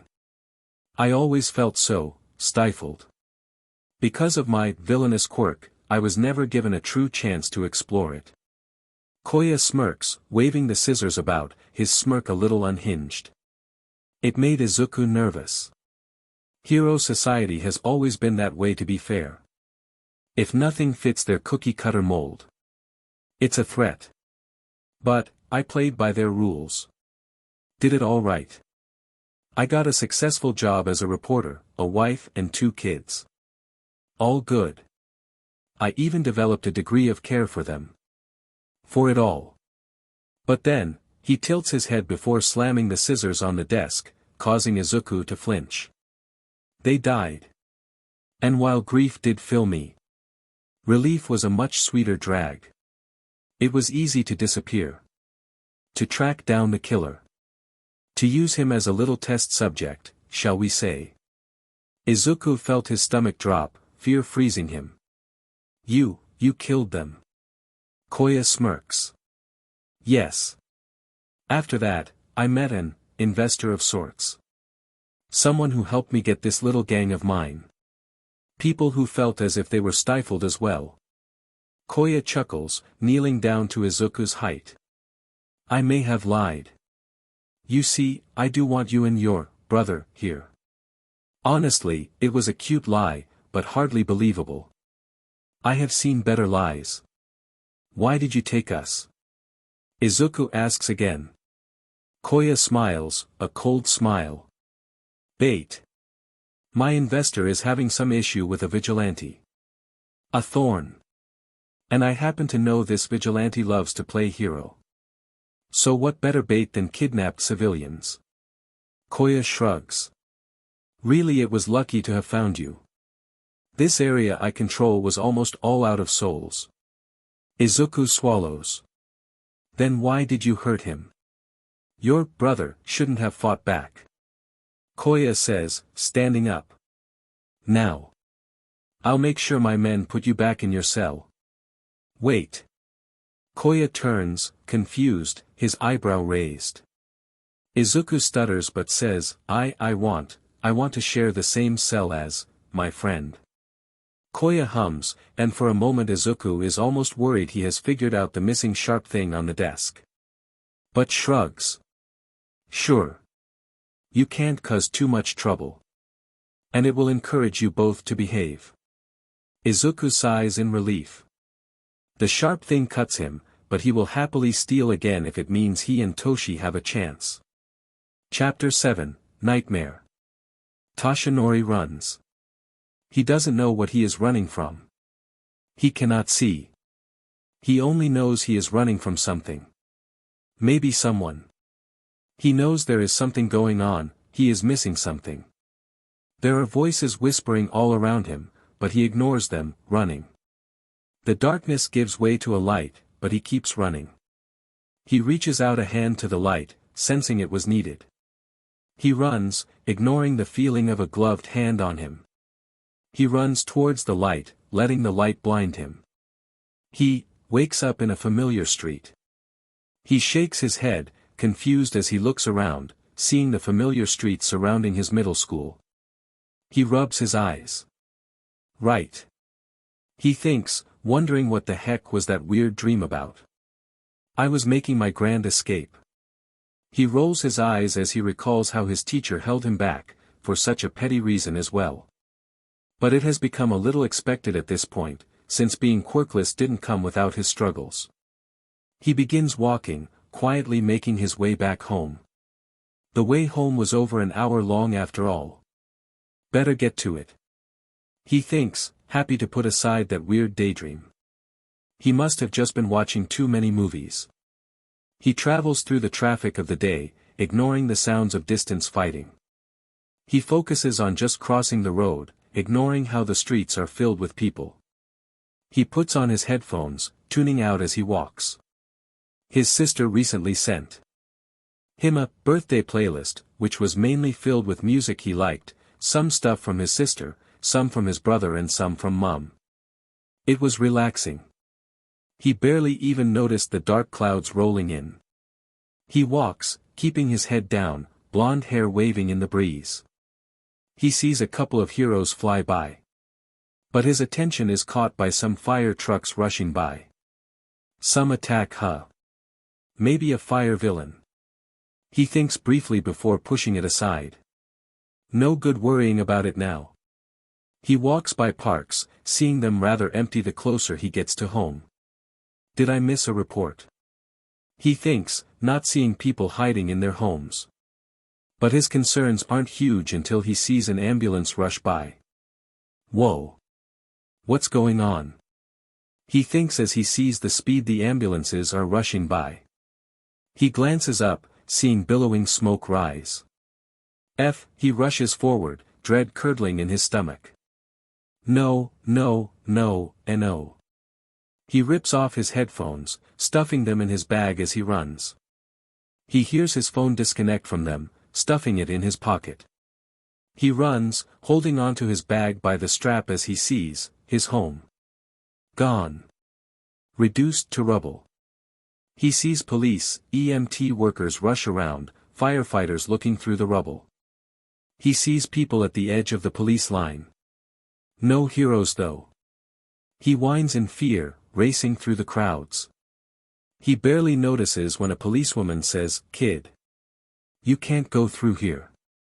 That's my home. My family. Mama. Haruki. Hayami." He calls out, abandoning his bag with the policewoman. He scans the ambulances, but sees nothing. He rushes forward towards the rubble. "Mama." He calls out again. "Kid, you shouldn't be here." Another voice calls out. "Like hell. My family is trapped there." He snarls, calling out again, desperately searching as he climbs the rubble. "Mama. Haruki. Hayami." He doesn't know how long he spent searching, it was long enough for his throat to go hoarse. He then remembers his med phone. He waves his phone to a firefighter, waving it as he makes a call. He bites his lip hard, hoping.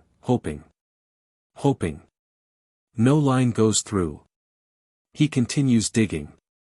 Paramedics try to pull him away, but he refuses.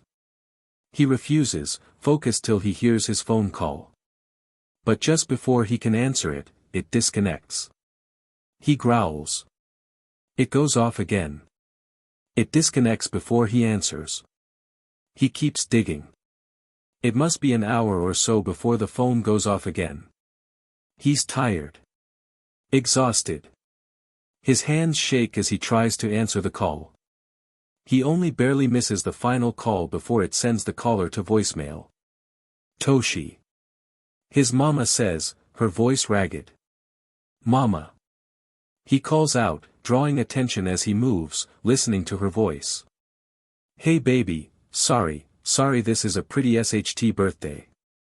"Mama, hold on." He says, even if she can't hear him. But it's recording, which means she's alive. "It's okay baby, I don't know how I survived this long, it happened so fast. My head feels dizzy, Mama please." "What about the others?" He questions in a panic. He trips over something. "Hayami, she was close to the wall, it bursted through, we weren't warned. I tried to reach her, but I don't think I got there in time. Haruki, sweet boy, he tried to use his quirk to protect us." Toshinori sees an arm. One with a bracelet that he knows Hayami bought for herself a few years ago. It had a dolphin on it. He calls out to the firefighters, moving the rubble. "FF." He thinks, standing up again. "Mama. There." An echo. He thinks, running to where he heard it. He sees green tendrils, smiling. Haruki. He thinks in a daze. Mama. He calls again. I can't see you. But I can hear you, sunshine. Her voice was soft. I can feel him. Your brother. He's with me, I think. I can't see. He told me not to look, something is in my stomach, I think. Mama, hold on. He begs. But he can hear an echo. Firefighters work, digging through. Almost there, Mama. Toshi. She calls out weakly. I'm here, Mama. My baby. The firefighters encounter a small cavern within the rubble, debris held up by vines. Toshinori almost vomits seeing how his brother is speared through his torso. But what was worse was he was covered in flowers. Toshi. Baby. He turns to see her. And he can see why she couldn't see. It's okay. I am here. I'm here. Her blue eyes light up briefly. There you are. Firefighters and EMTs work around them, as he sits by his mama's side, refusing to let go. Mama, I'm so sorry I wasn't here. Hayami, Haruki, I know, baby, she cooed, reaching a hand out to his face, wiping his tears away. Toshinori hadn't even realized he had been crying. He sniffs, worried. He hears voices and people trying to budge him, but all he can see is his mama. It's okay, it will be all right. She says, cupping her cheek. No. It won't. Not without you. He says. He tells the people around him. She needs the sun. Her quirk. It gives her energy, baby, Toshi. No. I'm not losing you. He yells, gripping her hand tightly, big fat tears rolling down his cheeks, voice cracking. She smiles, staining her mouth as she puts her hand on his chest, over his heart. Her blue eyes looked so dim. I will always be in your heart. I am here. Always in your heart. We're with you. And as long as you say it, we are always with you. Okay, baby. Mama, don't go, he whimpers, like he was a child scared of some monster. It's like everything else fades away. She still smiles. I am here with you. And I know you will do such good. I'm proud of you. I love you. Mama. You weren't there. A cold but familiar voice says, startling him. He looks at his mama and gasps, seeing her eyes lose their light, her body slack and rotting. Flowers burst out of her mouth, large sunflowers growing out of her. He whimpers. Ah, come on. I thought you liked flowers, a voice hissed out. He gasps as he feels his ankle being grabbed at. He looks down to see his sister, her head still bleeding, brain matter spilling down. Her smile was crazed, her eyes dark pits. You really made us proud. She snarls. Failure. She grabs his leg, pulling him down into the dark as he yells. His face hits the dirt, making him grunt. He groans, rubbing his head as he looks around. He was in the middle of some battle, or the aftermath of one. Judging by the amount of destruction, it was a big battle, craters made everywhere. He freezes seeing a figure stand in the distance. Red eyes meet his frightened blue ones, a wicked smile on his face. He looked fairly handsome, but his eyes were so cold and empty. He wore a fancy suit, his white curls so stark against the dark of the night. Every part of Toshinori is screaming danger, as pain rips against his left side. The figure scoffs, pointing to something in the distance. He couldn't help but turn, feeling his heart drop. Swaying on the other side of the battlefield, he hears a name being called out. It's not his name. All Might. Young Midoriya says, no. He cries out, rushing to the kid. No. He says, not making it in time before the kid falls down onto the ground. His knees ache as he slides to Izuku's side, turning him upwards. He sees how older Izuku looks here. Those dark green curls are still the same length, his eyes still so wide, the freckles still the same. His face has lost the baby fat, teenage lines crossing his face. Toshinori dares to say that Izuku is only a few years older than him. He wears a green hero costume, one with a hood that looks like bunny ears, a metal mask with a smile painted on it, and a familiar yellow scarf. Izuku was covered in dirt. "I'm sorry, sir," he says, his green eyes focused on him. "My boy, don't be, never be."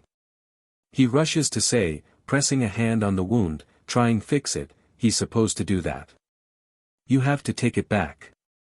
Izuku says, grabbing a hair. "No, no. It's yours, only yours.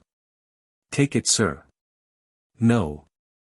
He cradles the boy's face, barely noting how his hands were wrong, looking much older. "No, please. My boy, my son, I just wanted to be like you. Never be like me." He cries out, tears streaming down his face. Too late. Green eyes fade, blue replacing them. Toshinori gapes, seeing his face, but not quite. Gold hair was pulled back into a neat style, his bangs pulled up. A smile was on the imposter's face. Toshinori growls, punching the imposter in his face.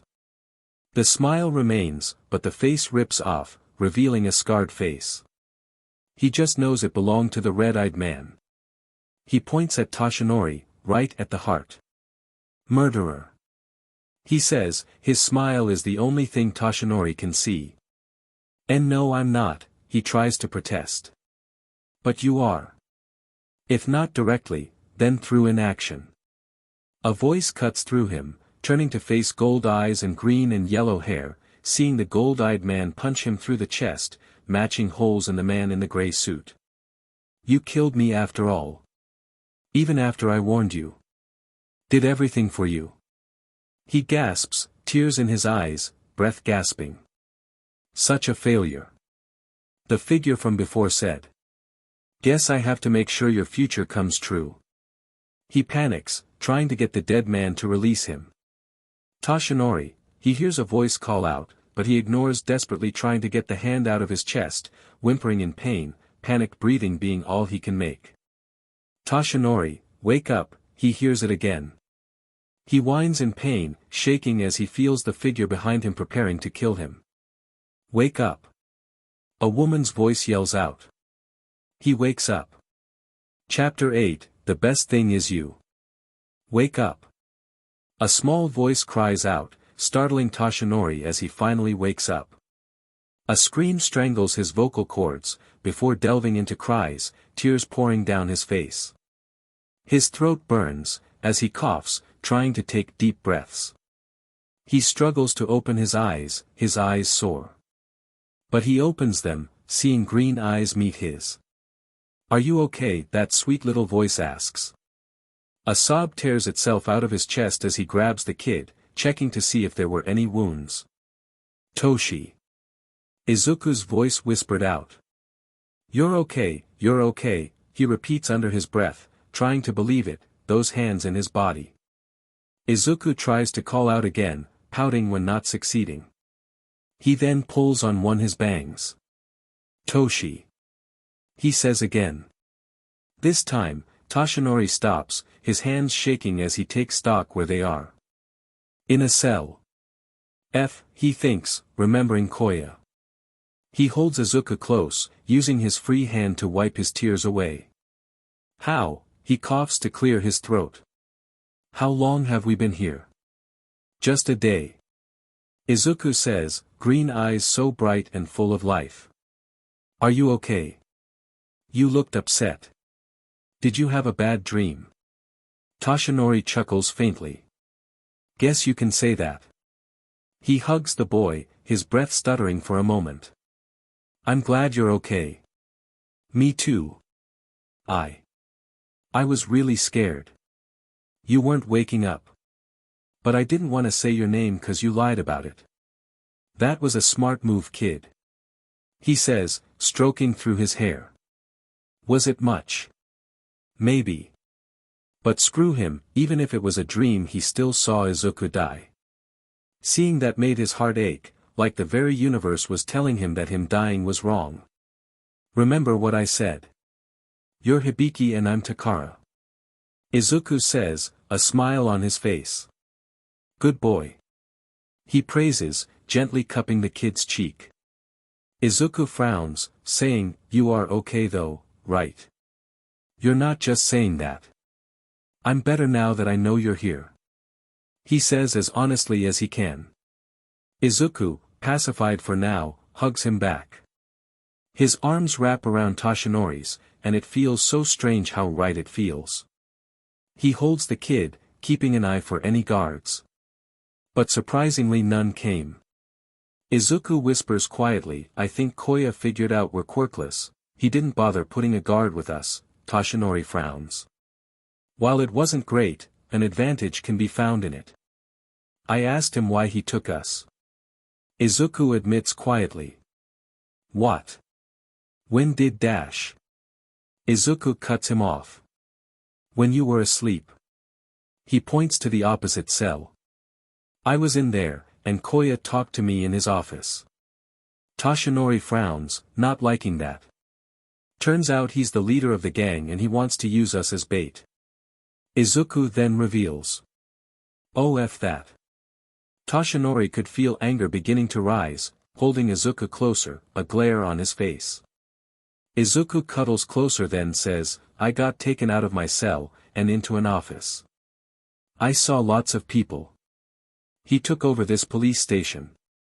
He talked a lot. Did he hurt you? That was the important question Toshinori wanted answered. Izuku shakes his head. Nah, he just scared me a bit. But I got him to put me in the cell as you. And return our stuff. He says, pointing at their bags, both of which had been tucked away into the farthest corner in the cell, away from the bars. Toshinori feels his pockets, slightly relieved that his phone was still in there.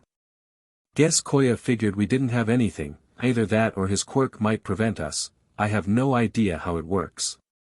Toshinori nods, holding Izuku close. Izuku looks around before saying in a quietest whisper, I stole something from the office. Toshinori's eyes widened, shocked. You did. Izuku nods, revealing from his shirt a penknife. I made him think I was stealing. Scissors. The first thing Toshinori thought, a weapon. The second thing was, did I accidentally teach him it was okay to steal? But then it looped back around to, we have to hide this. Toshinori glanced around before gently taking the penknife, hiding it up his sleeve. He noted that no cameras were around, and any that were close to their cell didn't seem to be working. Likely means they haven't gotten power yet. Either the whole area here is down, or someone made sure any backup generators were taken before letting this place be taken. He thinks, his mind is racing. He sees the bed, and he pokes around underneath it, keeping quiet. There. He thinks, a frown on his face.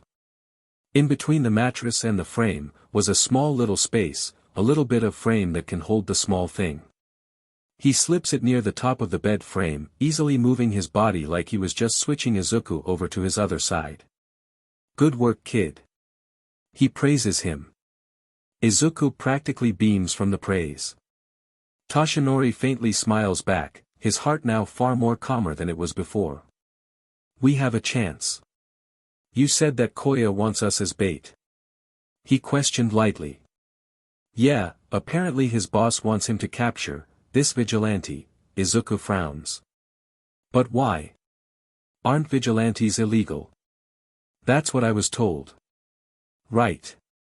That law. Toshinori thinks. He wasn't sure why it was illegal, other than for licensing and control purposes.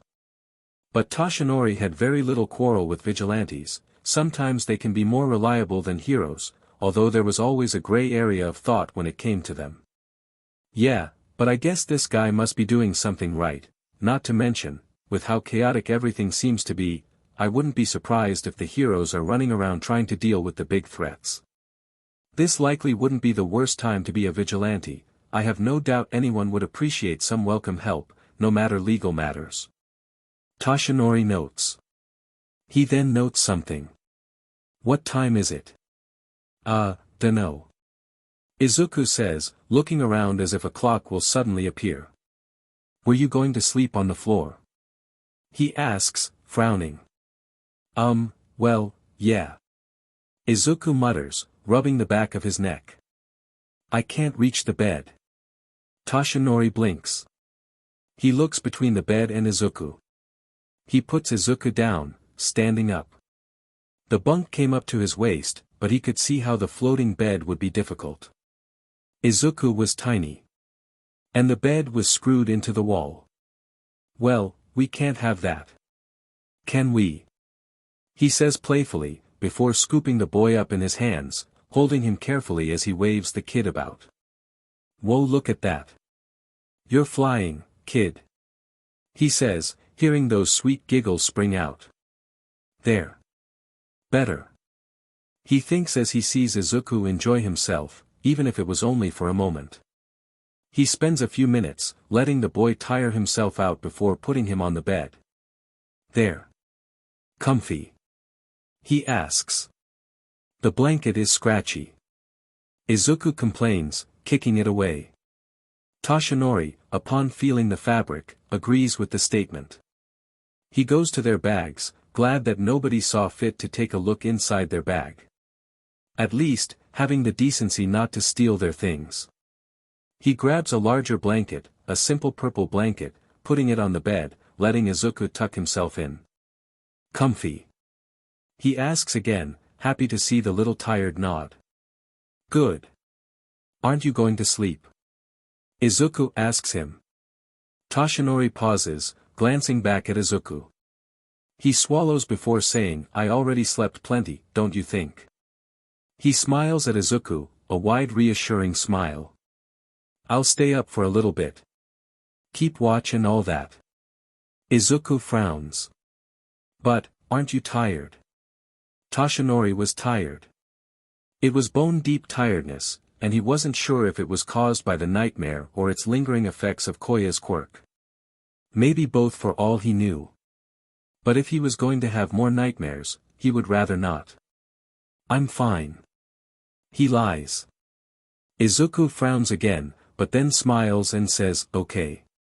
But when you get tired, come into the bed with me. He wags a finger, no sleeping on floors for you.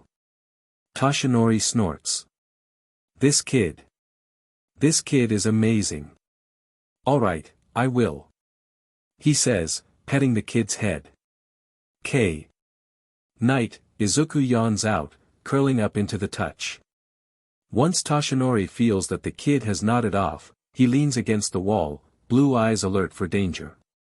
Question is now, what am I going to do? Chapter 9, Doubts.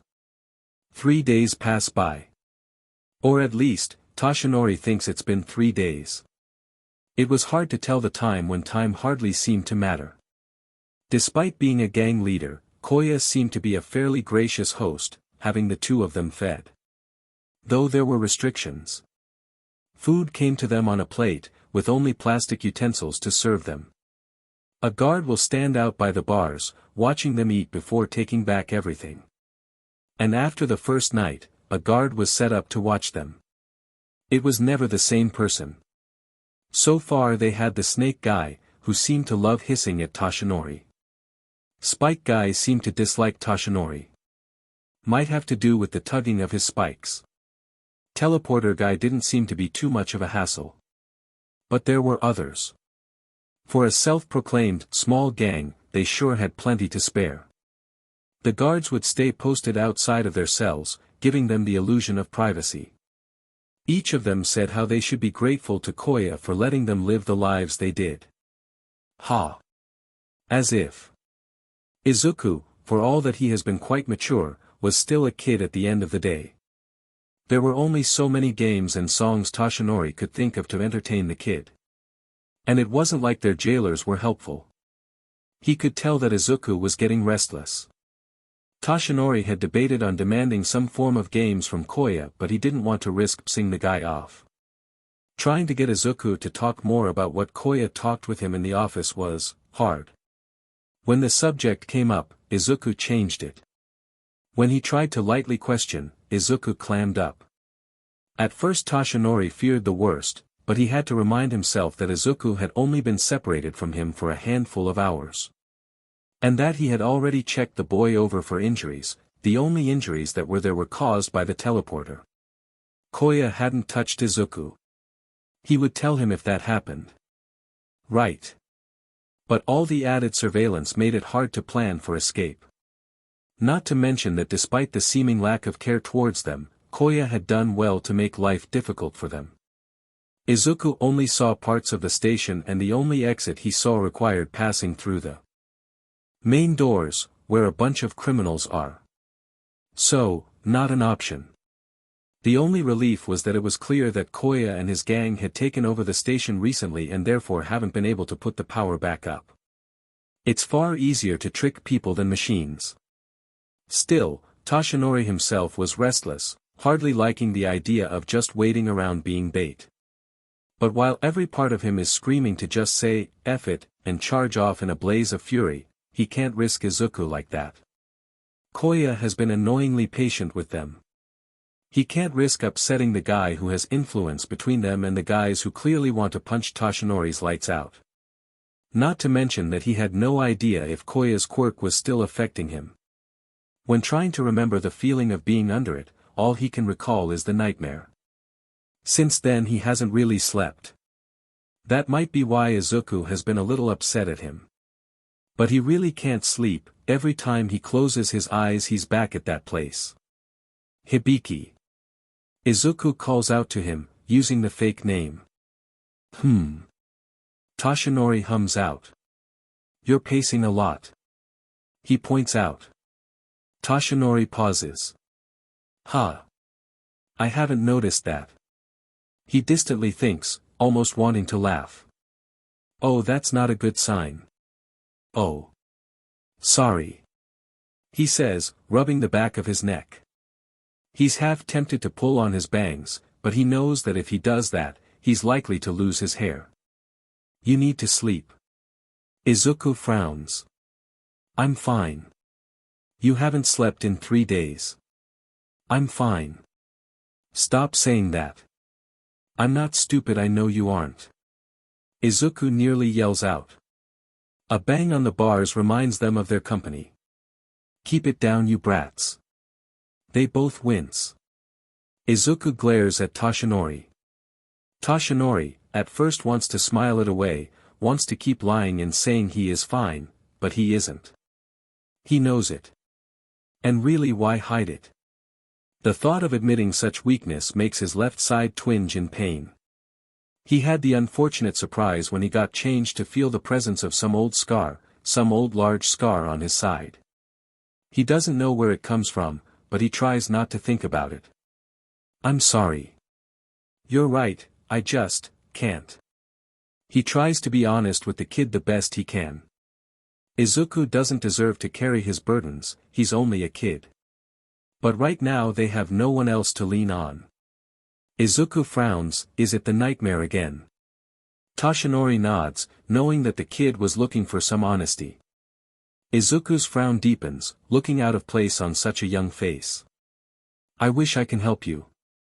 He smiles faintly, kneeling down before the kid, a hand ruffling those green curls. "You are more than you know. You need sleep." Izuku insists. Logically, Toshinori knew he needed to sleep. If they had any chance at escape, having them both rest was necessary. And he knew he was being slightly hypocritical in regards to his dreams. He had told Izuku to disregard his nightmare because of the reality of things.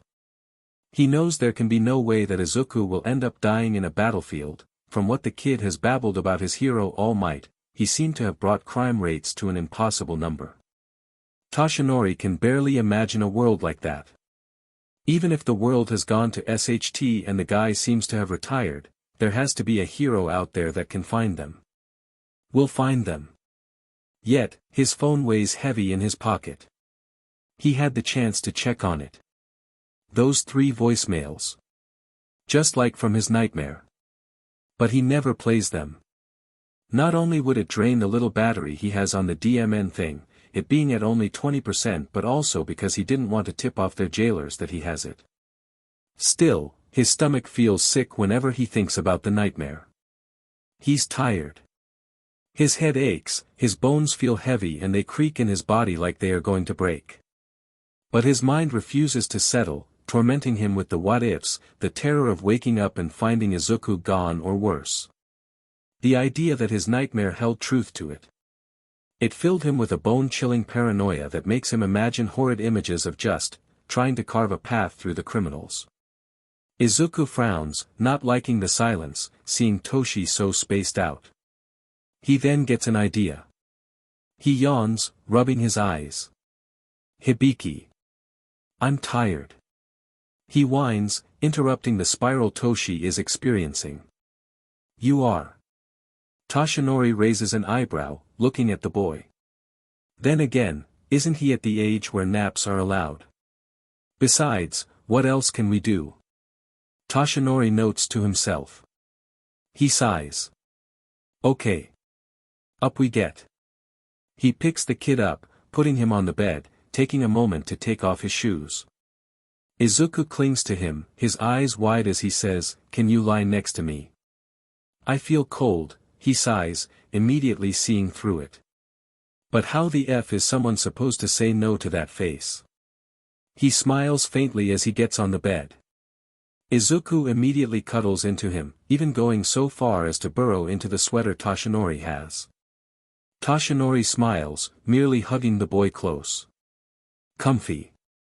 Very. Their sleep isn't the best. And they are nowhere near safe. But for now, they take a moment to rest, Toshinori curled up around the boy. Chapter 10, Interview. Toshinori isn't sure how long they sleep for before hearing a voice that immediately sends him awake. Ah. How cute. You two may not be brothers, but you certainly are close. His smooth voice was enough to make his hair straighten up at the back of his neck. Come on now. I know you're awake. Izuku begins to stir in his arms. Toshinori covers the boy's mouth, hoping to prevent the boy from accidentally saying either of their real names. Oh, come now. You can let him wake up. I wanted to talk to the both of you anyway. Koya smirks, leaning against the bars. Izuku tenses up in his arms, green eyes bright but scared as he clings to Toshinori. There. All present and awake. Koya says, as Toshinori sits up. He avoids looking into Koya's eyes. He can remember Izuku's thoughts on Koya's quirk a couple nights ago. I think Koya's quirk works with eye contact. He was constantly looking at your eyes while talking to you. Izuku admits, just as they are getting ready to sleep for the night. Toshinori pauses, but rubs the small boy's back. Yeah. How do you figure that out? He asks, keeping his voice quiet so as to not alert their guard for the night. I watch the TV and analyze quirks and stuff. Izuku explains, his fingers twitching as he talks. It'd be easier if I had my special notebook, but I think I got it. Yeah. Yeah, he nods. When you got all quiet and daisy, you had gold rings in your eyes. So I. Contact. And his voice. You can ignore it as long as you don't make eye contact. But maybe don't do it often. Izuku mutters, fingers twitching at a rapid pace. Course it means that we still don't know if it affects you, but I seem to be fine as long as I avoided looking into his eyes. But even then there are still so many things we don't know. The muttering spiraled, filling Toshinori with concerns, but he simply flicked the boy's head. Izuku startles, pouting in such a cute way that tempts Toshinori to squish the boy's cheeks. Calm down. We'll take things one step at a time, no need to get caught up in your head. He ruffles the boy's hair, detangling knots as gently as he can. Prince of Nonsense. He playfully teases, not knowing where the title came from, but it felt right to say it. Now rest. He tells the boy. Izuku sleeps that night. Toshinori does not. Toshinori pushes the memory out of mind, simply focusing on holding Izuku. Oh please. I never laid a finger on the boy. Or you. Why the cold shoulder? Koya says, having the nerve to playfully pout. You kept us trapped in this cell. You lied to us. And you might not have hurt us, but your colleagues did. Toshinori says, anger barely hidden in his tone. He holds the small boy in his arms, feeling him shake. Touché, he concedes. Toshinori huffs, focusing on the cold, damp stone walls. Honestly, how he and Izuku managed to not catch a cold is amazing. Izuku is brave enough to ask. Why are you here? Koya smiles, his smile empty of warmth. Can't hide much from the two of you. Can I? He shrugs as leans against the bars. I was thinking we do, a little checkup. An interview of sorts. He tries to make eye contact with them both but Toshinori hides. Izuku's eyes are hidden behind Toshinori's hand. And he avoids Koya's gaze, simply looking down at the green curls, seeing how greasy they have become. Toshinori feels a twinge of shame. Unfortunately they don't have access to showers, the only things they had was the toilet and the sink. What's the point of this? Toshinori asks, his anger barely hidden. Oh, someone is angry. You know, I know the whole being stepbrothers thing is a lie, but seeing how you act, it's cute. Almost like watching a bear protect its cub. Koya glances at the wild mane of gold locks and amends. Or a lion protecting the cub. Toshinori drills holes at the floor, remembering how his mum would ruffle through his hair and say, my brave lion cub every time he played heroes. He remembers the love of his mum as she said it, as if it was just the truth. How Haruki and Hayumi would playfully hold him up like Simba, how there were videos of baby him being held like that. F off. He simply says, covering Izuku's ears before saying it. The words are spat with a venom that surprises him. What was that? I couldn't hear that clearly. Old ears and such. Say it to my face. Koya goads. Toshinori growls, holding Izuku close. Izuku hides his face in his chest, a weight against him that reminds him of what he is fighting for. F off. He repeats. What is the point of this? Aren't we just bait to you? Such rudeness. Koya says before sighing. But I suppose I can't blame you. I haven't been a gracious host, have I?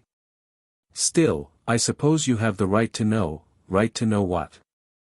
Toshinori says, making sure Izuku's eyes were still hidden as it flicked to the older man.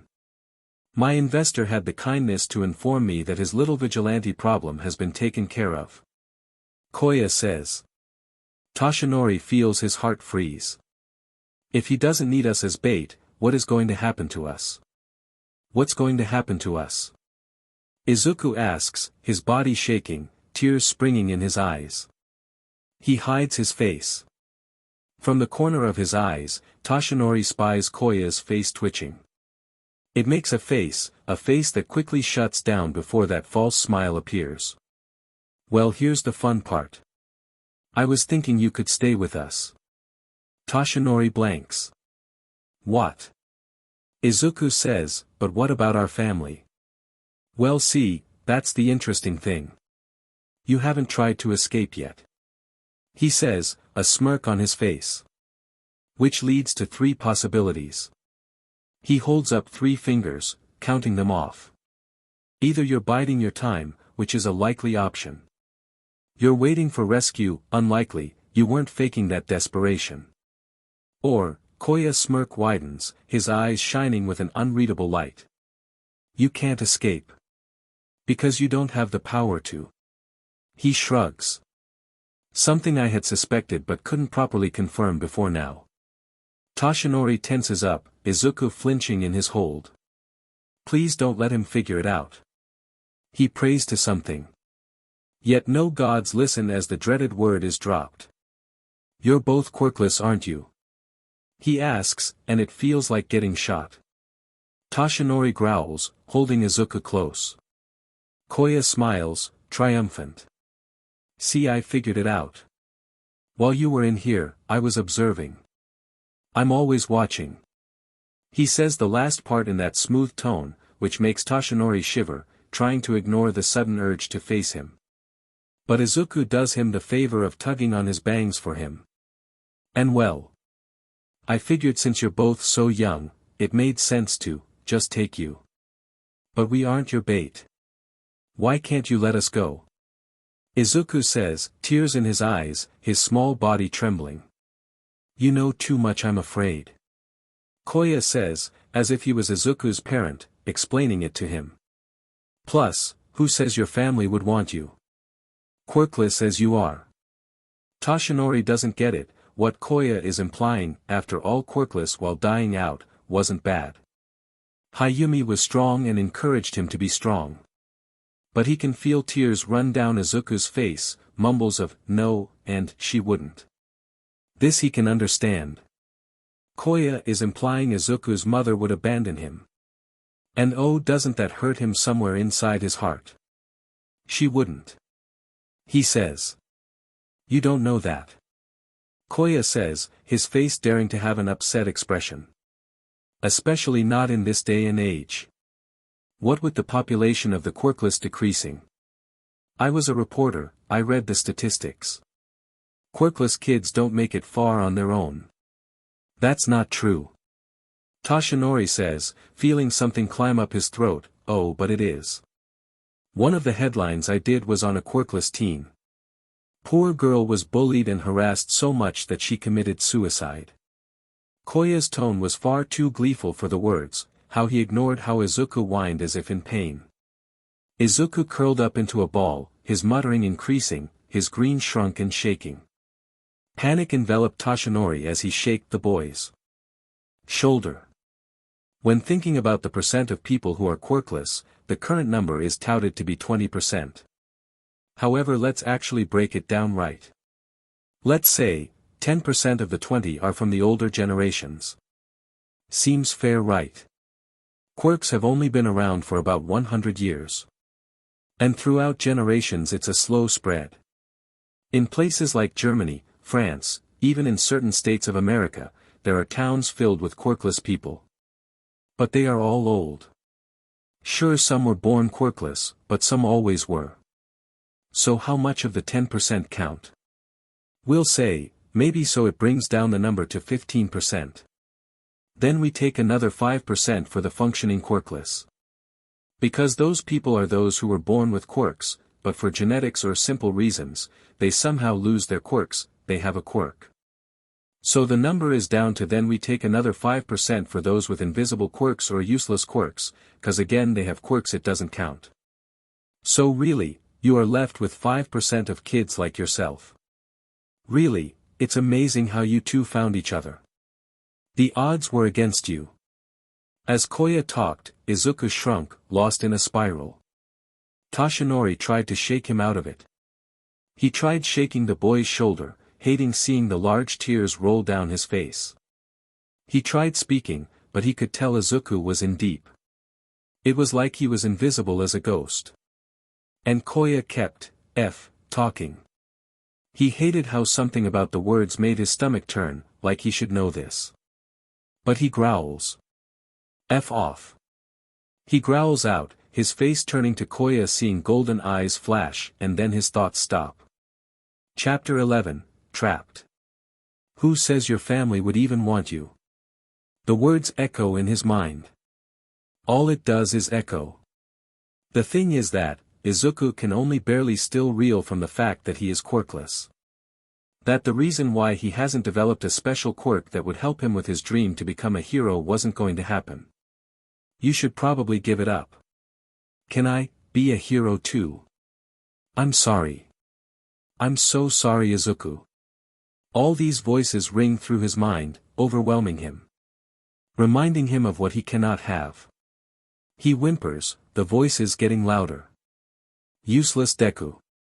Stay out of my way. Give it up. You're never gonna be a hero. Why don't you take a swan dive off the roof and pray for a quirk in your next life? The cruel jeers were all mocking him, making him hear caution. It was all set in his voice, even as they got older. Sure, other voices jeered and sneered, but it always came back to him at the end. He knows Toshi tells him that his dream can't have been real since Kacchan was older, but what if it was? What if Kacchan really is going to die?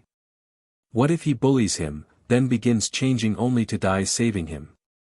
What if Koya was right that his mama doesn't want a worthless Deku? His mind was racing with these thoughts, hating it. He doesn't remember why he was out in the rain with Toshi. Could she have done it? Could she have left? What about Dad? Did he leave him too? Why can he barely remember his face? Did he decide to leave his quirkless son behind? He can briefly hear Koya and Toshi talk, but he is barely aware of it, only clinging to Toshi like he was a lifeboat. He feels tears run down his face, cry baby Deku. And he tries to stop it, his breath stuttering. He hears Toshi try to calm him down, how Koya makes it worse. He tries to cling on to something. He can become a hero without a quirk, right? Loser, weak Deku a hero. Yeah, when pigs fly. He can. He can. He can analyze a person's quirk. He can pick apart weaknesses and strengths. Quit being creepy Deku. He can train. He can become stronger. Like All Might. Be realistic. No. You're All Might, what is real about you anyway? Not you too. Please, why won't someone believe in him? Why is it getting so loud? Young man, you too can become a hero. I believe you can be a hero, Izuku. I know it. Those voices cut through his head, making him gasp. Easy 9. You're okay. A kind voice says in his mind, making him confused. But he isn't put off by it, no, instead, he feels comforted. Like he is being greeted by a friend. Help 8. Comes the gentle demand. And Izuku is slightly confused on who 8 and 9 are, but he looks up and sees Toshi frozen in place. His eyes widen as he realizes what has happened, seeing how Koya's eyes flash that bright gold. And part of Izuku feels the world tilt as he sees it, but he shakes his head feeling a gruff voice say, "Watch out kid." He ducks his head down, focusing on Toshi. Hey. He shakes Toshi's arm, doing his best to avoid using his name.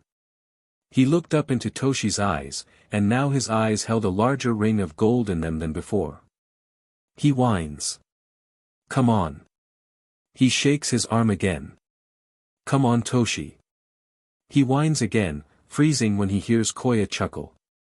SHT, he thinks. Is that his real name? Toshi. Ah, how cute. Koya coos, a sickly smile on his face. Izuku clings to Toshi's leg. What's your name? Koya asks, tilting his head, trying to look Izuku in the eyes, but a tingling feeling in the back of his head lets him avoid it. Not saying. Shame. Koya says before saying to Toshi, what is your name? Izuku is forced to watch as Toshi says in a dazed and slow tone, Toshinori. Koya smirks. And the little one's name. Chapter 12, Drowning. Toshinori was drowning. He knew it was a stupid move as soon as it happened, but Koya just kept pissing him off. He couldn't help how the anger of those words made him feel, how helpless he felt in helping Izuku out. How hard it hurt him as well.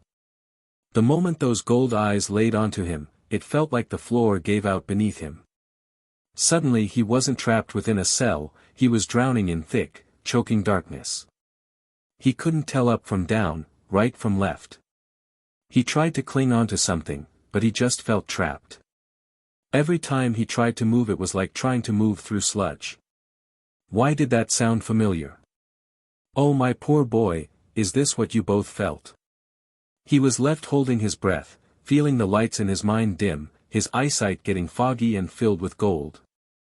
He could faintly hear voices around him, and he tried to reach them, but it felt like it echoed around him. It hurt to think, he clutched his head in pain. He then hears a voice say, "What's your name?" And what else is he supposed to do but answer?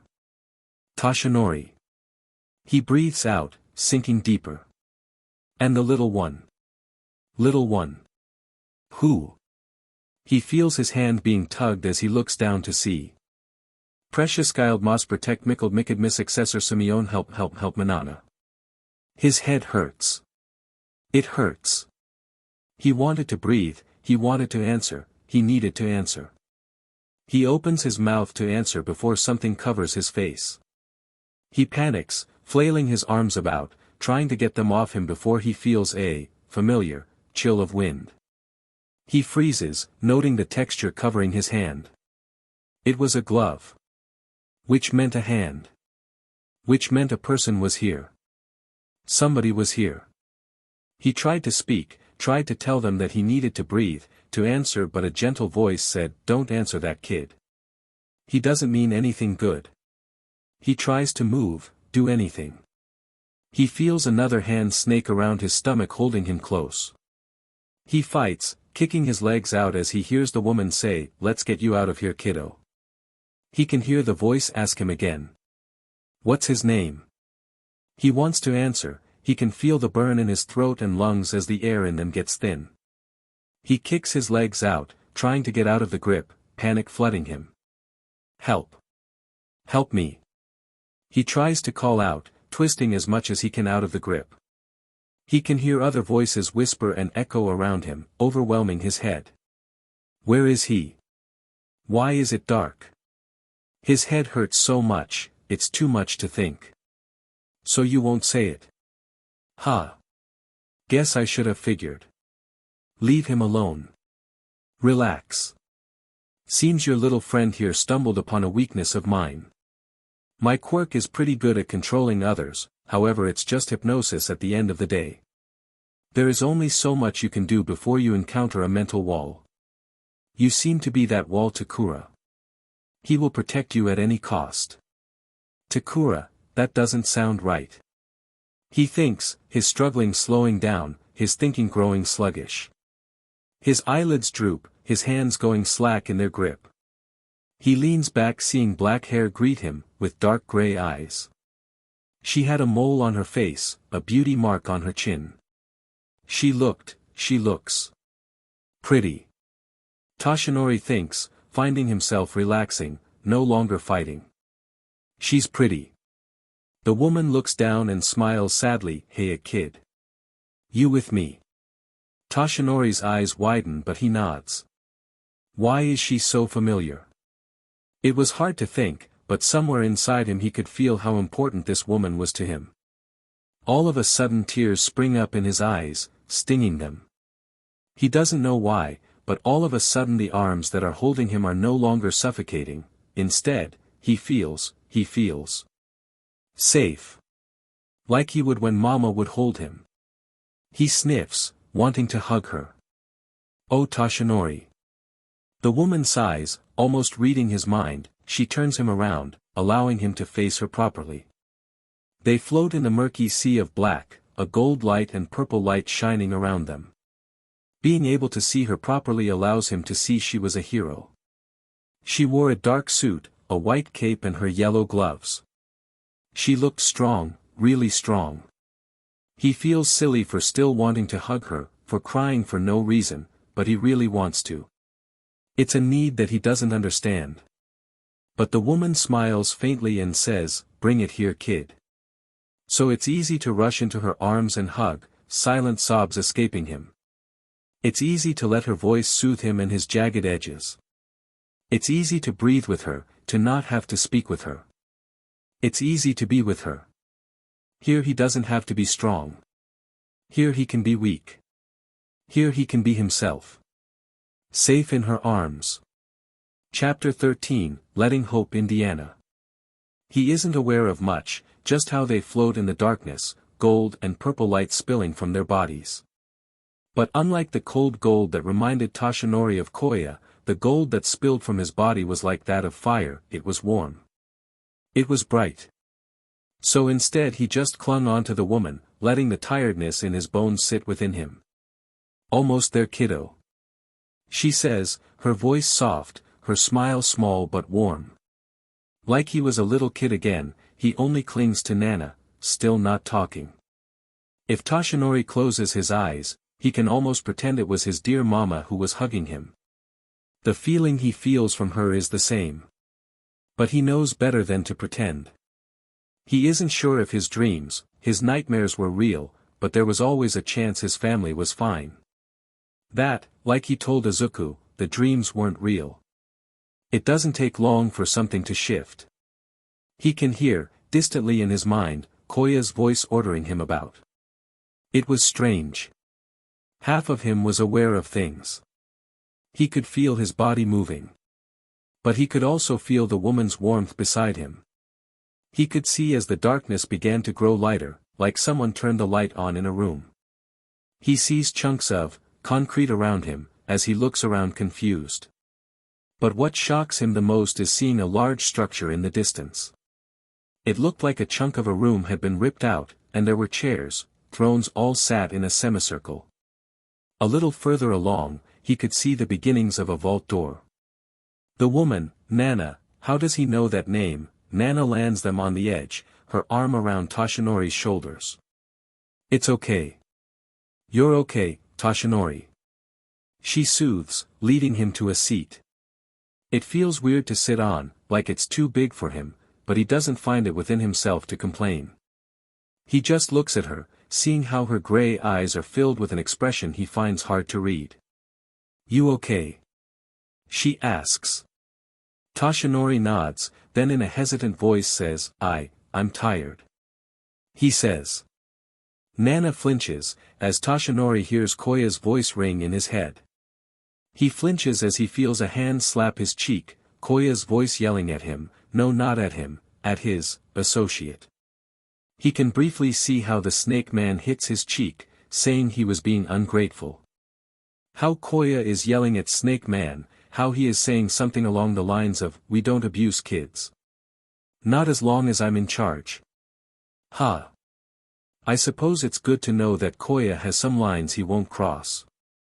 Toshinori thinks distantly, but he hears a snort over to his left. He flinches as he sees an unfamiliar man sit in one of the thrones. He sits up, ready to flee, seeing that another one is there. The one who snorted was a red-eyed man. Why does he look familiar? He had orange hair that was in spikes, a passive expression on his face, though there was a small hint of a smirk on his face. He seemed to be dressed in military-like clothing, the clothes a mix of green and black. A support item was on his arm. He had a large scar crossing his face, almost like that of a cross. The other man was dressed similarly to him, green and black clothing. He had dark eyes that were narrow, with light blue hair that was tied back, his hair up in spikes. He had a bandana around his forehead, his clothes having strange metal support items to it. Who the F are these guys? Where did they appear from? He thinks to himself, his hands clutching the arms of the throne tightly, ready to bolt, ready to fight. Easy kid. The red-haired man spoke, his head tilted as he scanned Toshinori with his piercing red eyes. "We've been here the whole time." Toshinori frowns. He glances at Nana, seeing how she's relaxed in the presence of these men. Does he calm down a little? He frowns a little as he examines her in the light. Seeing her a bit more clearly, he notes that he looks familiar. Then he gasps as he remembers watching her in an old newsreel. The hero Skylark, a Twilight Rescue hero who was his mom's favorite hero. His mama was not a woman who was interested in the world of heroics, not like the interest he showed because of the stories he read as a kid. But he remembers how his mom had confessed that Skylark was her favorite because Skylark had admitted to the struggles of balancing her hero work life with her private life. That mom had liked how kind the heroine was. He can feel his eyes widen as he realized who he was in the presence of. Oh my God, was I seriously held in the arms of Skylark? Oh God, I literally kicked and fought against her, I hugged her. What was I thinking? He panics, his thoughts spiraling. Another snort comes out of the red-headed man as he says, "Geez, I forgot how much of a fanboy you used to be for Nana." Toshinori stiffens. Can he read my thoughts? Not just him, 8. The blue-haired man said, a smirk on his face. Toshinori can feel a blush rise to his face as he glances to see Nana's face desperately trying to hold back laughter, which only increases his embarrassment. He reaches his hands up to hide his face but pauses upon realizing something. What the F is on me? He inwardly shrieks, trying to rub off the gold flames on his hands and arms, freaking out. Hey, Toshinori, kid 8. Nana says, her hands holding his as he can feel his breath quicken. Breathe. You're okay. What's going on? He cries out in panic. Why can't I remember? Toshinori, it's okay. She soothes, gently kneeling in front of him, her smile warm and comforting. We are in a safe space. We are inside your mind. He is confused as he tilts his head. My mind. Nana nods, distracting him enough to focus on her. Yeah. What can you remember? Toshinori frowns as he thinks back. I was, in the cell, with Izuku, Koya took us. Oh. He deflated, his shoulders hunching in. Koya used his quirk on me. Didn't he? Why don't you take a look for yourself? Red-haired guy says, gesturing to a large expanse of white void. But it doesn't stay that way for long before he can see images flash by. He can see Exegol Station, he can see himself moving boxes around, his movements robotic and stiff. He can only tell it's from his eyes that he's seeing through due to the fact he recognizes the faint face in the reflections in the glass. Though his eyes were no longer just the blue that he normally has, sickly gold was spreading through his eyes, growing more intense the longer he was stuck under Koya's control. Where's Izuku? He asks, worried for the boy. Back in that cell. The red-eyed man said, causing a sliver of panic to enter his mind. He's alone. The blue-haired man winced. No need to project that loud. Kid will be fine. The others are with him. Others. He questions before turning back to the thrones. There are and they called me 8. Why? The last part he directs to the adults in the room, his gaze still focused on the thrones. He misses the glances the adults share, a silent conversation between them. It's Nana who steps forward. I wish we could say, kiddo. She says, frowning softly. But it's not safe for you and Izuku to know. Trust me, the less you know the better. Toshinori frowns, not liking the words. Doesn't he have the right to know? But, his eyes drift to the large screen showing how Koya has him moving boxes, how creepy the older man was in insisting that Toshinori call him Dad, which almost makes him want to scoff. He hasn't called anyone Dad in years. He never needed it. Toshinori sighs. Fine. Is there any way you can help me and Izuku out though? Nana grins, her hand on his shoulder in a reassuring grip. Thought you would never ask. Chapter 14, Drastic Measures. Izuku felt fear fill him as he sees Koya take Toshi away from him. He tries to follow but Koya keeps him back. It frustrates him how easily the tears fall after that. Since meeting Toshi he hasn't been away from the older boy, always sticking close. Even when Toshi was asleep, and Izuku was trapped with Koya in his office, there was the reassurance that Toshi was still around. But now Koya has Toshi locked in a hypnotic grip, and there is nothing he can do about it. I guess I really am a worthless Deku. He thinks bitterly. A part of him wants to grab the shiny thing he stole from the office and try and test his luck against the bars. But he knows he won't get far. He already tried the bars and knows he can't squeeze through them. And he doesn't want to take the only weapon they had and expose it. So really, what is he to do? He had nothing to do but wait. So that's what he did. He sat nearby the bars, his green eyes wide and alert. He isn't sure how much time passed, but eventually he hears the sound of footsteps. Toshi. He calls out, pressing his cheeks against the cold bars. He sees Toshi being led by Koya, his eyes more sickly gold than blue now. Koya's face is passive as he pulls out the keys. Izuku takes note of them. He scrambles back from the bars, knowing making a run for it is a bad idea. Koya smirks. Good boy. You're learning. He turns to face Toshi, gesturing with his head. Get in. Toshi walks inside, his face blank but peaceful at least. Though Izuku is quick to note what looked like a red mark on his face. He glares but dares not look at Koya. What did you do? Koya, from the corner of his eyes, seems to wince before saying, one of my colleagues got angry and hit him. He expressed feeling tired, which is normal for my quirk. Koya's face twisted as he said, and my colleague neglected to remember that. I reminded him of my principles. Which means you used your quirk. It was a bitter thought. He just takes Toshi's hands, leading him to sit down. Koya doesn't bother closing the door. He instead hovers. As he says in a sympathetic tone, I don't see why we can't get along with each other. He tilts his head, a smile on his face, as if what he was doing was any sense of right. I'm trying to help you.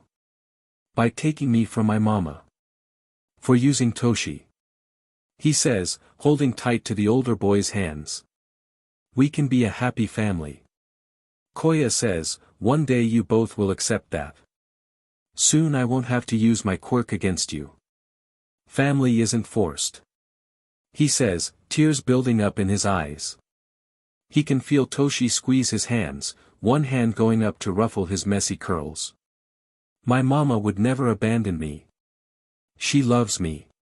Even when she doesn't believe in you. A cruel voice whispered in his mind, almost making him flinch. A coo escapes Koya as he says, are you sure? He growls, his little hand shaping into a fist. A part of him tells him that he should be a quiet little Deku kid and not cause trouble. That part wants him to play safe, to be a good little hostage and wait for the heroes to save him. But the heroes aren't coming for them. They are too busy fighting other battles. And right now, the longer they stay here the worse Toshi will get. He looks up into the sickly gold eyes of Toshi, seeing his blank face. And yet there was such warmth in the gesture as his hand ruffled his curls. How it cradles his cheek. Izuku frowns as he nuzzles into the touch. He can see Toshi faintly smile, his free hand moving to the bunk. Near, the space where the shiny thing is hidden. Izuku's green eyes widen slightly as he glances up at Toshi. Toshi smiles, a warmth that seemed to pulse through him, filling him with that fire. All will be okay, 9. We are with you. That nice voice said in his head. He takes a step back, remembering how easy Toshi made lying seem to Koya. He lets his shoulders slump, his tears rise up. He sniffles as he faces Koya. Would you really take care of us? You aren't lying, are you? He says, letting big fat tears roll down his freckled cheeks. He sticks his bottom lip out, knowing that it can have an effect. Koya smiles, a victorious smirk as if he has won. Of course. He grins, tilting Izuku's head upwards to get them to see eye to eye. I'll take good care of you both. Izuku can feel the quirk trying to pull him down. It feels like it's pulling him down, as his thoughts slow, his vision is getting fuzzy as he can barely hear Toshi stand up. He feels himself slip. As his vision turns gold, he can barely hear the sound of an explosion. He can barely feel it when the ground shakes. As his awareness fades, he doesn't see Toshinori spring for attack, the pen knife in his hand. Chapter 15, Just a Boy. Toshinori doesn't waste a second. Just as Koya turns, he moves. He jabs the pen knife into Koya's shoulder, ignoring the yell that he emits, the sound blocked by the sounds of yells outside. He pushes Koya into the bars, slamming his head into them. He can see Koya attempt to use his quirk, scales beginning to line up his neck. So he makes it quick. Feeling a warmth spread through his body as he uses all his strength to slam Koya's head into the bars once again. Koya falls flat to the ground, as Toshinori snags the keys. Izuku is still down, his green eyes swallowed by a ring of gold. Good. He thinks. He doesn't need to see this. He instead grabs their bags, making sure everything is with them. He makes sure the little bag is secure on Izuku and the bigger bag is the same with him. Then he grabs the pen knife. Loud sounds of confusion were all around them as they moved. Toshinori could see how people were freaking out, wondering whether that sound was the heroes. Toshinori knew it wouldn't take them long to try and locate Koya, and realize they have escaped. Toshinori has no clue who is attacking the gang. But he inwardly thanks them for the distraction. He does his best to lead away from others. It doesn't take them long to run into Spike Guy. He looked pleased, his spikes growing larger as he grins. And where do you think you're going? Toshinori doesn't bother saying, simply putting his bag with Izuku as he throws the first punch. Did ya really learn nothing, kid? Spike Guy laughs, as grabs his fist. Did you? Toshinori shoots out before kicking the guy between the legs. He tugs on a spike from the guy's head hard. He ignores the guy's plea as he grabs and twists, yanking it out hard. On your left. A voice whispered in his mind, as Toshinori twisted his body out of the range of Spike Guy's leg. Toshinori thinks as he plunges the spike into the guy's kneecap, ignoring the screams. He feels that strange warmth fill him as he punches the guy in the jaw, knocking the fool out. He goes back, putting the bag back on and grabbing Izuku's hand again. They sneak through the halls, doing their best to avoid people. Thankfully all the commotion means no one looks twice at them. And for a moment, Toshinori allows himself to hope as they dodge flying limbs and rogue quirks. Until the teleporter catches them. Found ya. He smirks, grabbing them. Toshinori feels his stomach flutter as the quirk works, making him feel like he missed a step. He looks around to see that they were on a random rooftop. It looked like it was some kind of skyscraper with how high the building was. But Toshinori only really focused on one thing. Izuku wasn't holding his hand anymore. Instead the poor boy was held in the hands of the teleporter. Squirming and fully aware, the boy looked so scared his green eyes wide and panicked. Boy, you almost got out. Teleporter said, making Toshinori growl. Let him go. No can do. Boss wants ya. And what boss wants? He gets. The villain said, ignoring how Izuku squirmed. And right now he wants you both. Toshinori doesn't know what to do. With how close Teleporter was to the edge, he didn't want to risk attacking him in case he fell back, and that wasn't even mentioning how Izuku was in his hands. And it seemed like Izuku knew that too, judging by his wide green eyes. But that didn't stop him. Toshinori watched as Izuku twisted himself around, grabbing onto the teleporter's arm and biting it. The teleporter screamed, pain crossing his face as his quirk went off, zapping across the rooftop. He tried to catch them, but they were zipping too fast. He growls, trying to play catch-up. But finally he sees the teleporter near the edge, and he can only move as he sees the moment that tips the over the edge, Izuku slipping from his grip. He grabs onto Izuku, feeling that strange warmth overwhelm him, as he feels gravity releases its hold. Over the pair.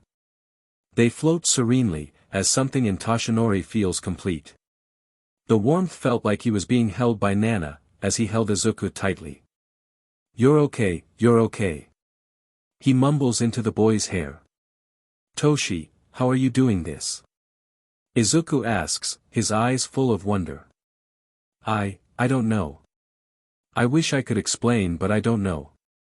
He says to the kid, seeing as those green eyes were wide, looking at him like he was a hero and some part of Toshinori could believe it. He grins widely, his smile sure and true as he laughs, hugging the boy close. "You're okay. Because I'm here," he says, Izuku smiling at his words. He giggles, holding on to Toshinori spinning in the air. His green eyes widened at being able to see so far. "Whoa!" he gasps out, the moment fading as he frowns. He clings to the older, finding safety in his arms. "Everywhere, looks bad." Toshinori frowns, his heart falling to his stomach as he clutches the kid closer, his mind screeching to protect this precious little one. He frowns, seeing the mass destruction. "We need to get moving." "Okay," Izuku says before a realization crosses both of their faces. Do you know how to?" "No, I do not." He answers, looking around as if an answer was going to show up in the sky. "How the F do I control this?" He thinks in slight panic. The only thing he can do is grip at the warmth, the power, with tight-fisted grip so as to not fall. Izuku looks around and he points with a hand as they slowly descend. Toshinori makes sure the boy does not look down from where he can see a body. He didn't even think about the teleporter, let alone his name, he can't let Izuku know. "Over there. I think we can land over there," he says, his hands outstretched as he pointed to a nearby building. Toshinori tries to move, but there is very little place to get momentum. Izuku groans, hand still outreached, as he frowns. A determined frown graces the boy's face. Well. Suddenly it was like light entered, expanded, and grew within the boy, green streaks of lighting appearing as his hair floats. It's almost enough to make Toshinori lose his grip on the warm power flooding him. It was only through experience, sheer dumb luck he didn't. He gasps as he sees a dark green thing shoot out of the boy's hand, sending them towards the building, a new momentum sending them forwards as both are yanked by the dark green string thing. To say the least, both of their terrified screams joined Japan's. And yet both of theirs had hope. And really, what more can you ask for? Chapter 16, Anything for You. Swinging through the air was exciting. It probably could have been better if they had any control. The two boys screamed as they swung, helpless to the pull of the quirk pulling them around. "How do we stop this?" Izuku cried out, scared and confused, holding tightly to Toshinori. "I don't know." Toshinori answered, holding tightly to the small boy in his arms. He kept a tight grip on the float quirk. He didn't know why he and Izuku were able to use quirks despite being quirkless, but it was something that they needed to figure out quickly. "We need to slow down." "I'm trying," Izuku said, trying to control the quirk. Toshinori glanced around before seeing a rooftop. "Try to go there." Izuku spots the rooftop Toshinori is pointing to and tries to reach for it. Surprisingly they don't crash. Toshinori lets go of his tight-fisted over the float quirk, seeing the lights cut out from Izuku as the quirk cuts out for him. "You okay, kiddo?" he asks. Izuku just nods. He hugs the older boy. "I was so worried. I thought Koya had you trapped." Toshinori shakes his head. "I was lucky to break out of it. Seeing you, I had to try." Izuku frowns. "How were we able to do that? We're quirkless. How is it you can float and I can do the thing? Did you see anything when Koya?" Izuku hums before nodding. "It was weird. I heard voices, I felt safe, like I was being watched over." Toshinori nods. "Yeah, I get it, when I was down, they helped stop me from saying your name." "They?" Izuku tilts his head. Toshinori smiles, it's a wide bright thing full of hope. "Yeah.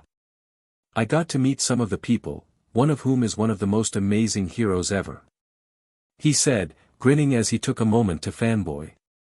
"She's called Skylark, and she's a super amazing hero who really helps out in the community. She is super kind and really helpful. In hero forums those who were saved by her always said they felt better after meeting her, which was so important because a lot of them went through bad experiences and most heroes normally tend to move on quickly to the next thing, but she takes the time to help the victims. Izuku grins, his green eyes bright. Wow. She sounds amazing. She is. And where is she now? A raspy voice called out. Toshinori yelps, shoving the smaller boy behind him. He holds up his fists, seeing the figure shrouded in darkness. The man. Yeah, man looked odd, his costume a dark red. A white bandana flowed in the breeze, overall he fit very well in the dystopia society has become. Who are you? He called out. I have to protect him. I have to protect Izuku. The bigger question is. Who are you? The figure said, moving from the crouch he was in. Toshinori swallowed, noting how the figure seemed strong despite his lanky frame. We're just trying to get somewhere safe. He avoids glancing around. He can feel Izuku shiver behind him, causing Toshinori to bare his teeth in a tight grin. We have no quarrel with you.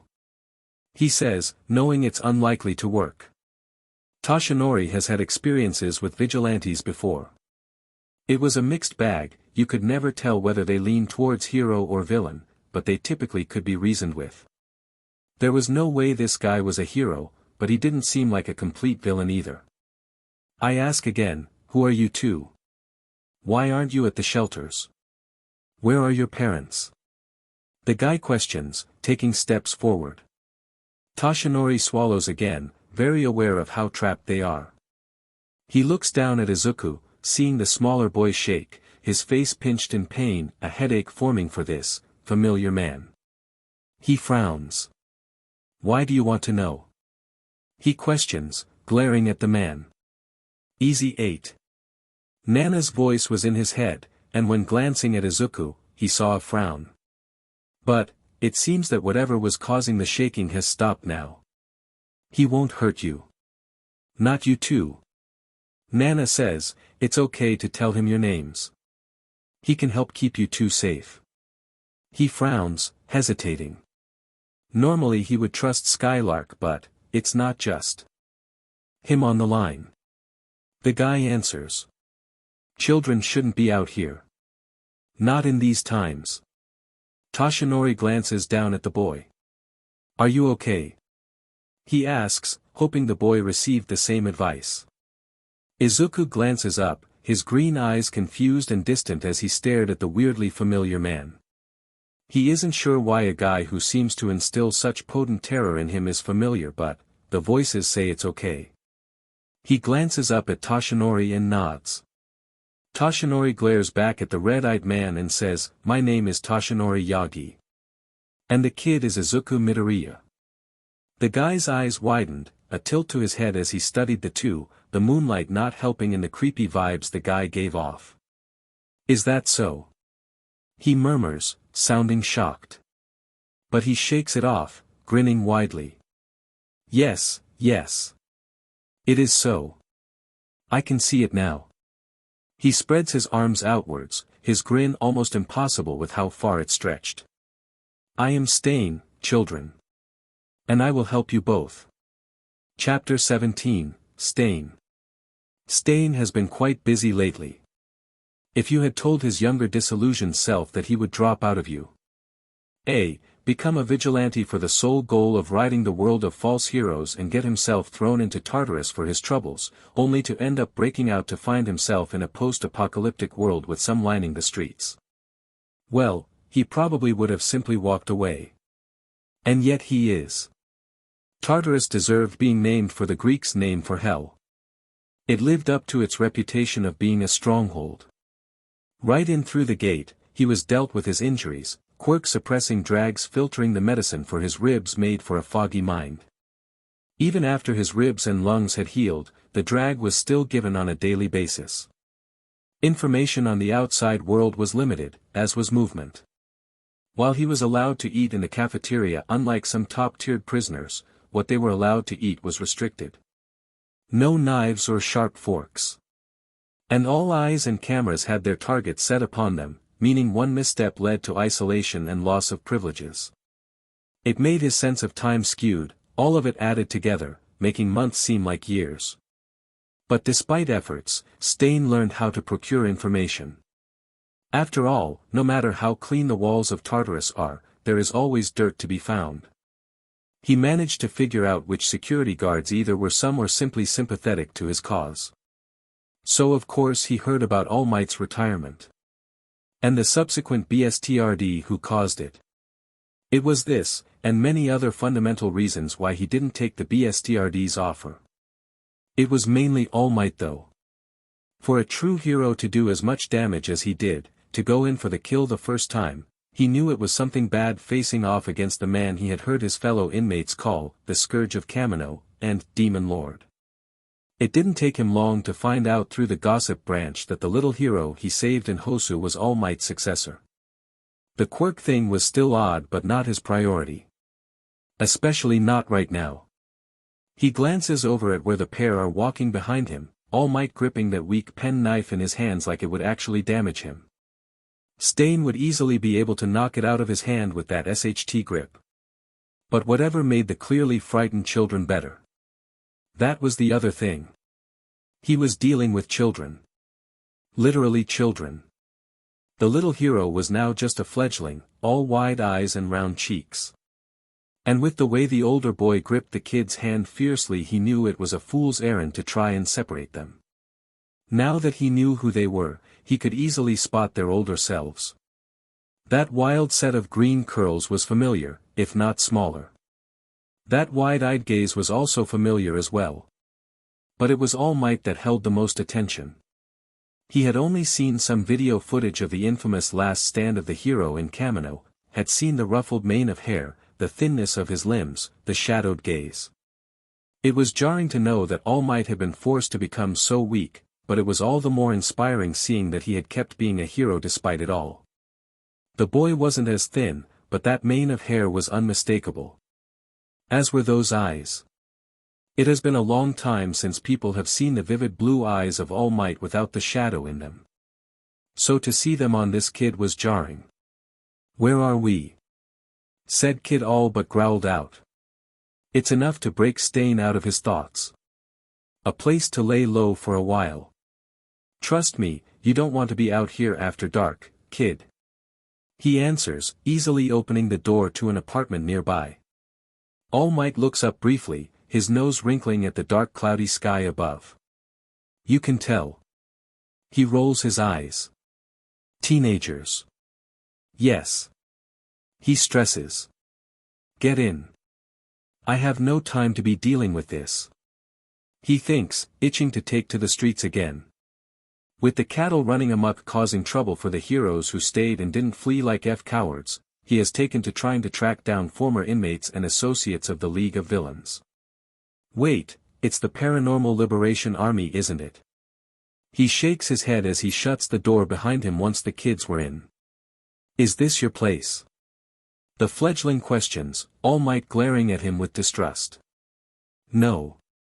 He says, not bothering to mince his words. But it will do. Thankfully he had already scouted the place out and lock-picked the door beforehand.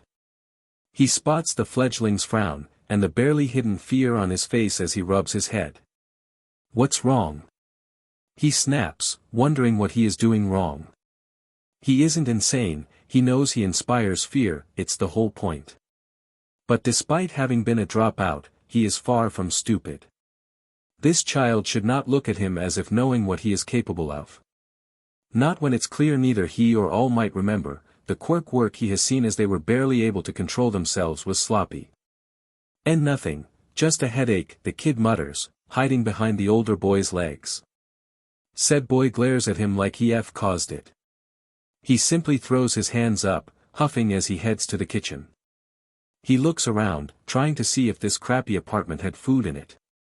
He pretends not to hear the conversation behind him, in the living room. Toshi, are we sure we should? The fledgling whispers, in that loud whisper all kids do. Right now, we don't have a choice. All Might whispers back. But anything is better than being stuck one more day with Koya. What even happened anyway? I can't remember. Stain can feel the nervous energy. We escaped, that's all you need to know. Now, are you okay? I didn't think to ask it before. I'm okay. Are you okay? Ugh. Feelings. Stain groans inwardly. Though it is a good sign. Truly they deserve the title of true heroes for them to display such care in their current states. He plunks down 2 glasses of water, some bagels he found and biscuits he found. Clearly whoever owned this apartment seemed to like fairly bland things. Here. He tells them, ignoring their flinch. Eat. He has no longing for the symbol of peace and his protege to kick the bucket under his watch. All Might glares at him, but it's ultimately the little hero's stomach that forces the older boy to take the offering. So. Now what? All Might says as he gets the kid to eat. What are you planning to do to us? I'm going to leave for the streets, make sure nobody comes here.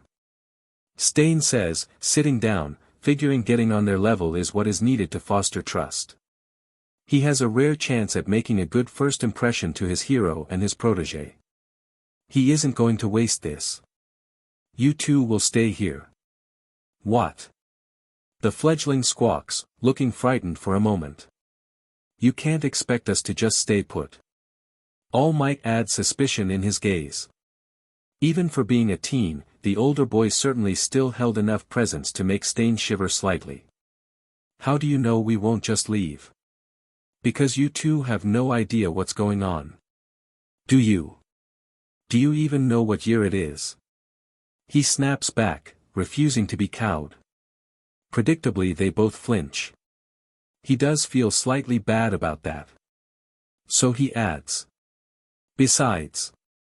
I am guessing you are looking for the boy's mother. All Might frowns, his eyes widening. How did you? Because it's exactly what I expect you to do, All Might. He doesn't say. His lips quirk upwards as he simply says, lucky guess. He shrugs. I know where the boy's mother is likely to be. The fledgling perks up, saying, you know where my mama is. He nods. After all, he has been doing his best to update himself amidst the chaos. When being faced with a killer of his track record, mainly citizens freely talk what rumors they hear. She is likely sheltering within you. A's walls. All Might raises an eyebrow. A has turned into a shelter. Indeed. As well as other hero schools across the country. And it would seem the local heroes are using you. A as a base of operations. Is All Might okay? The fledgling asks, causing Stain to flinch. Why do you ask? Koya, the man who, he told us All Might retired, is he okay? He's not hurt, is he? Stain barely resists the urge to look at the person in question. He's fine. Just, unable to fight in his state. He states, settling for a half-truth.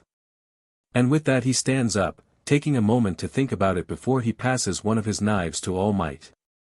It's a good quality knife, sharp and with a large handle that should work for the older boy's large hands. With his long arms, he'll have quite the reach with it. Here. I don't want it. All Might shakes his head. Stain scoffs. If it's because of that weak little stick you have, let me assure you this is more effective. Not to mention you'll have better grip with this one. I could knock that stick out of your hands and I wouldn't have to break a sweat. He raises an eyebrow. I don't, he tries to refute. And if it's because you don't want to hurt people, just know that the worst some have broken out of the maximum secure prison, and know they won't hesitate to hurt you. Seeing that All Might was still unconvinced, he landed his gaze on the fledgling. Or him. That does it, protective rage in those blue eyes as he snarls, standing up, using his height to tower over Stain. He bares his teeth back at the teen, taking his hand and shoving the knife into it. If you want to leave them alive but incapacitated, you aim for the chest and the sides. He says, using the knife to gesture on his body, guiding the teen through it. You go for clean strikes, with momentum. When aiming for the chest, avoid the heart on the left side. If you're dealing with the back, aiming for the spine is a good way to make them stop. Paralyzation aside, it was a good method, and any criminal that dares to attack two defenseless kids deserve to lose leg privileges. The Achilles tendons do damage for being a small area, he says, showing the teen how to slash. Likewise, legs are a good way to stop them. All Might looks at him, scanning him, for what Stain couldn't tell you. But his shoulders seem to release a hidden tension and he nods. Got it. Good. He says, heading out. Stay here. Make yourselves at home. Don't wait for me. I will be back later. And with that, he goes to hunt. Chapter 18, Fears. Toshinori hated how well the knife fit into his hand. Stain was unfortunately right about the pen knife, it was far too small for his hands, leaving him with an awful and weak grip. He sighs, chewing on his plain bagel. It was stale, but it was better than nothing. Silence filled the apartment after Stain's leave, only the sound of chewing and rainfall as if the sky itself wanted to add to the solemn mood. Toshinori glances down at Izuku, surprised the boy hasn't started asking questions. But it's clear to see the kid has something on his mind. His green eyes were distant, his face downcast as the moody sky outside. A chill entered the apartment, causing Toshinori to shiver. Geez, who knew it could get this cold? He tries to joke, but Izuku doesn't take the bait. It leaves Toshinori floundering on what to do. Izuku. He tries to catch the kid's attention. Nothing. Kid. Still nothing. He frowns, as he lowers himself to the kid's level, trying to catch his eye. He places a hand on the kid's shoulder, his hand dwarfing the kid. Izu. He tries again, hoping the use of a nickname might shock the boy out of his stupor. The kid jolts. Was the hum as his eyes found Toshinori's. Oh, sorry. Toshinori huffs. Don't apologize. Today has been a lot. He ruffles the boy's hair, noting the greasy locks and how tangled it was. He frowns. Then gets a grin on his face as he gets an idea. Well, Stain did say to make ourselves at home. How about we get you cleaned up, kiddo, he asks. Izuku's eyes glance at his green eyes wide. How? This is an apartment. It surely has a bath here. He says, as he stands up, groaning at the feeling of his joints popping. Geez, my body feels old. He notes distantly. The apartment is fairly sized, so it isn't hard to find the bathroom. The white tiles make the bathroom feel cold and sterile. It had a sink, a toilet and one of those showers and bathtubs. Bath or shower, kiddo? He asks, inspecting the knobs to understand how it works. Bath. The kid says, looking at the bathtub. Bath it is. He says, letting a smile across his face. It was small, but it made up for it in sheer warmth. Toshinori is able to draw a bath, as Izuku pilfers through some of the lower cabinets. There was a medicine cabinet that doubled as a mirror as well, but it was out of reach. Oh. Oh. Toshi. Toshi. Izuku excitedly exclaims, grabbing a bottle. Bubble. I want bubbles. Toshinori chuckles, seeing that it was a children's bottle with All Might on the cover. He frowns slightly at the flash of pain that All Might's face brings, but he forces it away. Sure. It's pretty easy to add in. Warm enough for you, kiddo. Yeah. The kiddo exclaims, as he quickly takes off his clothes, which barely left Toshinori enough time to turn around. He hears the kiddo struggle to get into the tub, but just as he is going to ask if the kid needs help, he hears a splash and a cheer. Oh well. It's not my bathroom. He remarks as he chuckles. He turns to be met with the cutest sight of little Izuku being surrounded by bubbles, playing with them. His hair is flat with water, his eyes bright with excitement, his hands grabbing at the bubbles. Giggles escape the boy. So cute. Toshinori thinks, smiling softly. He looks through the bottles, finding some half-empty bottles of shampoo and body wash. Let's get your hair sorted, kiddo. He says, rolling up his sleeves as he pours some shampoo into his hand. Okay. Toshinori tries to be careful to make sure nothing spills into Izuku's eyes, as he gently rubs the shampoo in. He hears the kid sigh, relaxing. He smiles faintly. It felt nice to do this for someone. He may have no clue what's going on with his family, or even the world itself, but at this moment, it's easy to let that fade away. He gently rubs at Izuku's scalp, trying to make sure the shampoo is in. It's only when the green hair is more suds than hair does he feel comfortable. Head back, kiddo. He instructs gently, trying to think back on his memories of his mum doing this with him. He gently scoops water into Izuku's hair, using his other hand to help in blocking water out from reaching Izuku's eyes. This okay? He asks, glancing at the kid. His eyes were closed, his face calm and relaxed. Like this, it was almost easy to think he was asleep. Yeah, Izuku says, his voice calm. Calmer than Toshinori has ever heard it. Toshinori repeats the process again, and lets the kiddo sort out the body wash, while he grabs some clothes for the kid to wear. Thankfully, one of the things he did pick up in the mall was a pajama onesie that Izuku had claimed for himself with fever, seeing it was All Might themed. He also grabs a hairbrush and some coloring books they had also found at the mall, hero themed naturally. Here, kiddo. He says, helping the kid out of the tub, not looking at him till he was wrapped up in a towel. It was fairly easy to dry Izuku off, and the kiddo got excited seeing the coloring books, so he easily slipped into the onesie.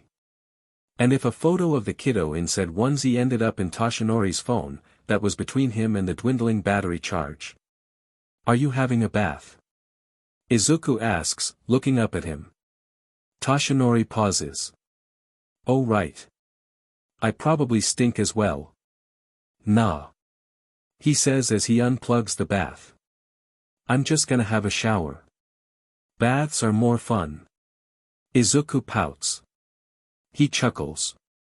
Maybe, but showers are quicker. I don't want to leave you on your own for too long.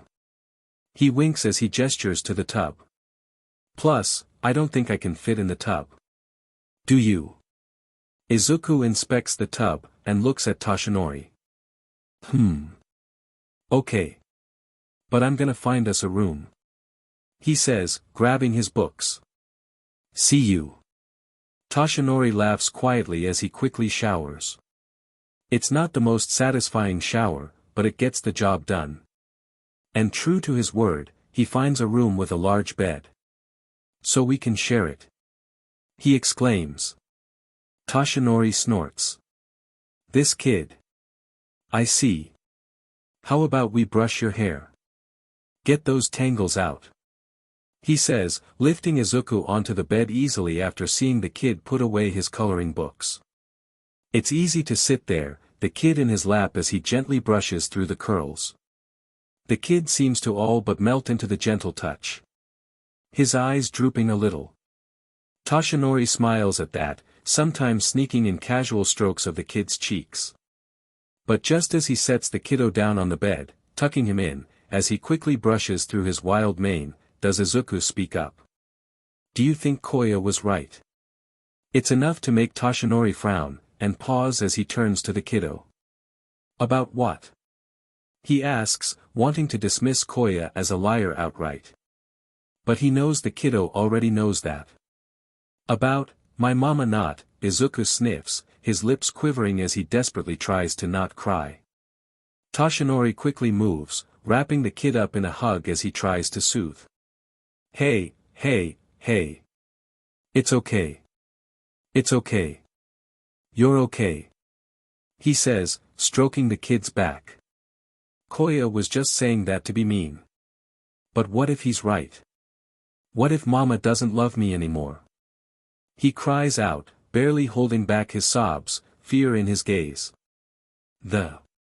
The doctor said I should give it up. I'm never getting a quirk.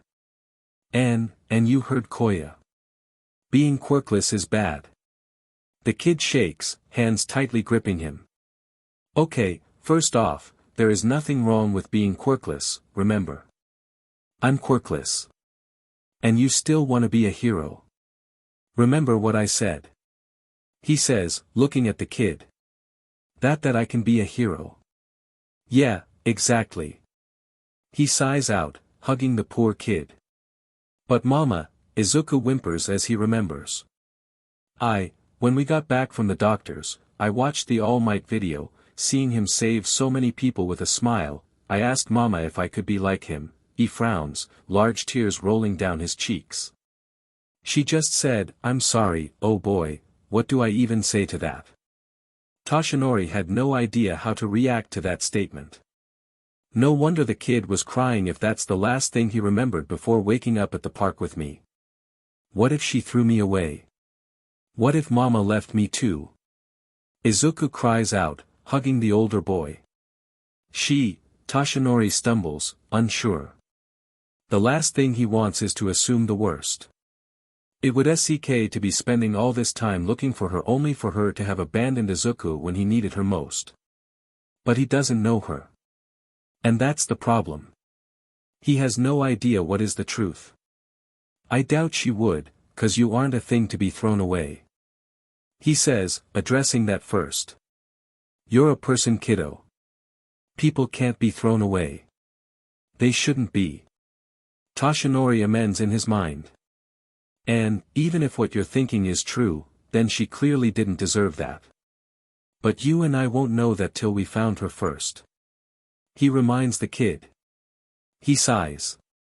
And even if Koya was right, which I really doubt he is, do you think I would leave you alone? Why you wouldn't? Izuku asks, his large wet eyes staring up at Toshinori's. Toshinori's heart squeezes in his chest, his breath knocked out. He hugs the kid, one hand in his curls, the other on his back, the hold protective and warm. His voice is low and sure. Never.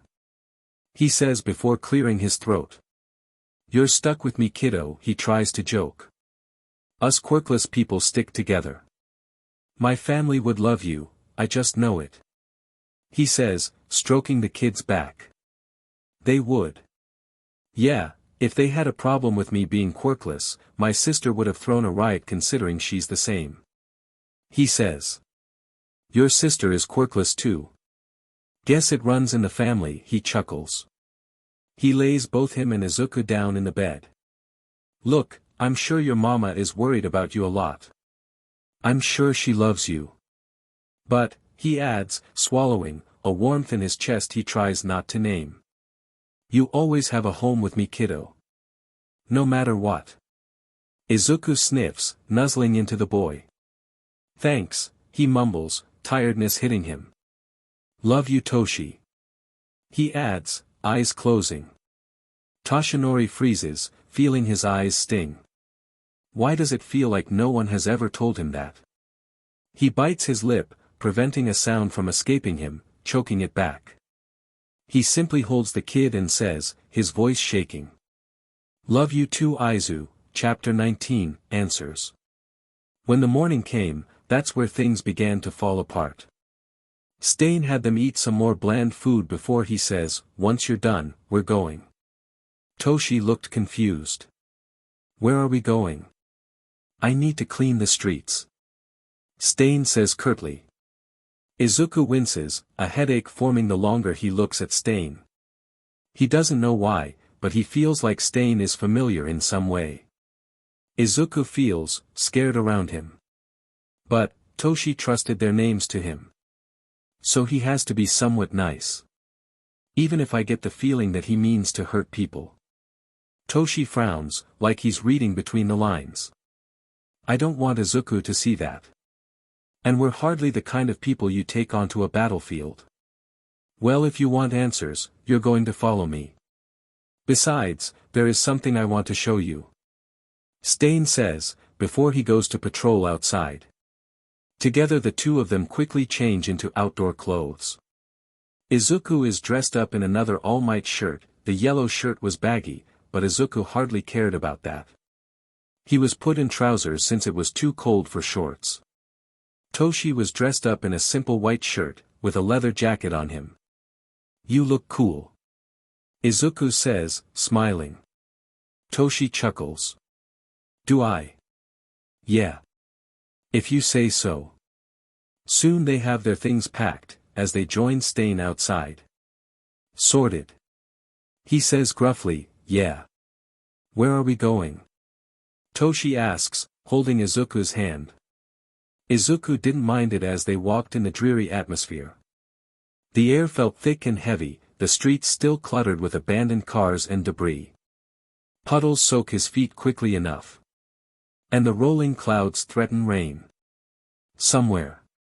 Next question. Izuku asks. "What year is it?" He remembered Stain pointing that fact out last night. Stain pauses, his red eyes focusing on him intensely. "What year do you think it is?" He easily rattles off the numbers. He's fairly good at keeping the numbers in his head.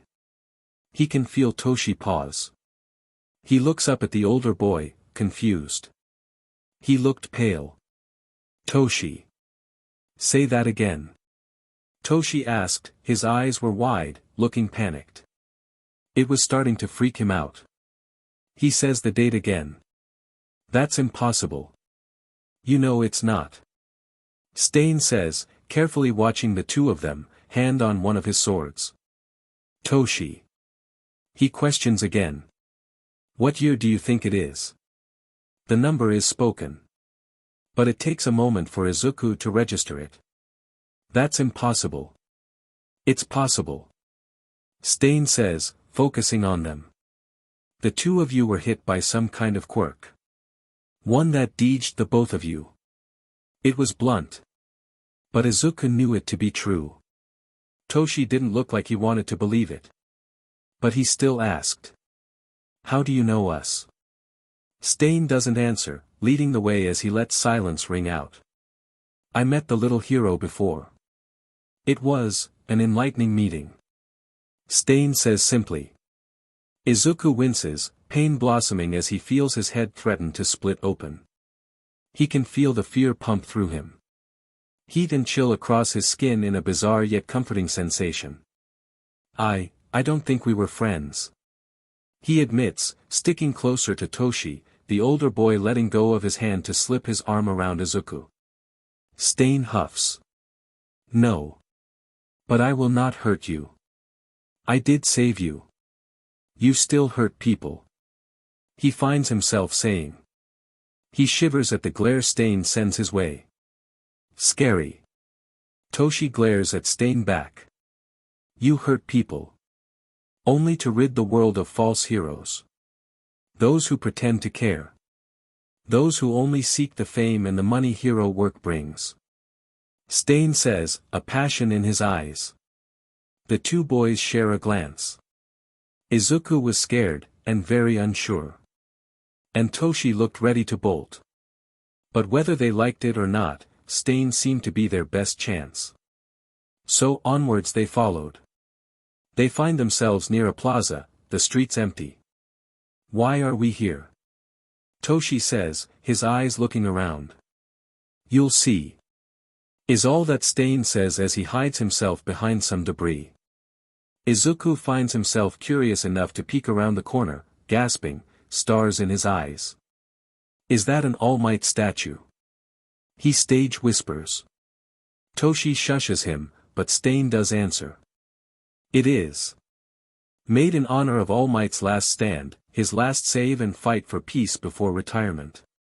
Stain says, his red eyes narrowed. Izuku frowns, finally spotting what was wrong. The All Might statue had been defaced, the gold statue covered in dirt and a sign. The sign simply said, "I am not here." He hears a gasp, and Izuku looks up to see Toshi's blue eyes, looking like he was in pain as he stared at the words, one hand clutching his left side in pain, the other gripping the rocks surrounding them. "Every now and then, protesters will come here to deface the statue, make a mockery of everything All Might has sacrificed for us. Stain says, borderline hissing with disdain. Most cannot handle the sight of seeing the once singular pillar of society become mortal once again. They refuse to see the truth of things. Toshi. Izuku approaches the older boy, gently clawing at his left hand, trying to break the solid grip. It's okay. Toshi, please. But the older boy seemed to be lost, his face twitching, his gaze distant. And yet, every week, she comes here. Stain says, causing Izuku's attention to dart back to the statue. The woman is, rather plain. She had long dark brown hair, with matching brown eyes. She wore a reddish coat over a dress and some boots. And yet something about her makes Toshi gasp. His hands wrap around Izuku, hugging him close. Who is she? Toshi wheezes out. Izuku frowns, hugging the older boy tightly, arms automatically adjusting to avoid the spot where Toshi was clutching. The last person All Might had saved. Stain answers, studying the two boys. She comes from a nearby shelter, and without fail, always cleans the statues. But why is Toshi, wait, did he meet her before? Before the quirk? Izuku's thoughts are flying trying to catch up. Ask. Stain says, bright red eyes piercing the two. It's not a request. It's a demand. Ask how I know you. He looks at Toshi directly. He sees the older boy pale, his body shaking. He can see pain flash across his face. Izuku wants to make it go away, like how Toshi did for him. He studies the boy before him. Why would he talk about All Might to Toshi? He wonders, his mind picking up the clues. He studies the face of the statue, comparing it to Toshi. Toshi is way older than him, which he knows because of the year. He never knew how All Might was. He looks up at the older boy, lost in space. Drowning in memories. He sticks his fingers to the corners of Toshi's mouth, stretching it back in a grin. It's enough to get the older boy to stir. Izuku. What are you doing? He murmurs softly. Can you smile for me? Real big and wide. He asks quietly, his green eyes wide. Toshi frowns, but compiles. Izuku then raises Toshi's bangs up as high as he can. It's not quite right. Toshi's face is too young, and doesn't have the same shadow as All Might's. But if Toshi grew up some more, bulked up, he can see it. The same blue eyes, the same hair. The same heart. You're All Might, what? Toshi laughs, an nervous look in his eyes. Izu, I think, you have me confused. I can't be. I know All Might. Izuku says. For a moment, he can believe it's more than the words of a fan. For a moment, he can feel the security in knowing he does know his hero. But it quickly fades. I know what he looks like. And how, you look similar to him. It makes sense why you don't know him. Because you are him. Toshi looked like he was dealing with the end of a world. Then, is it my fault this happened?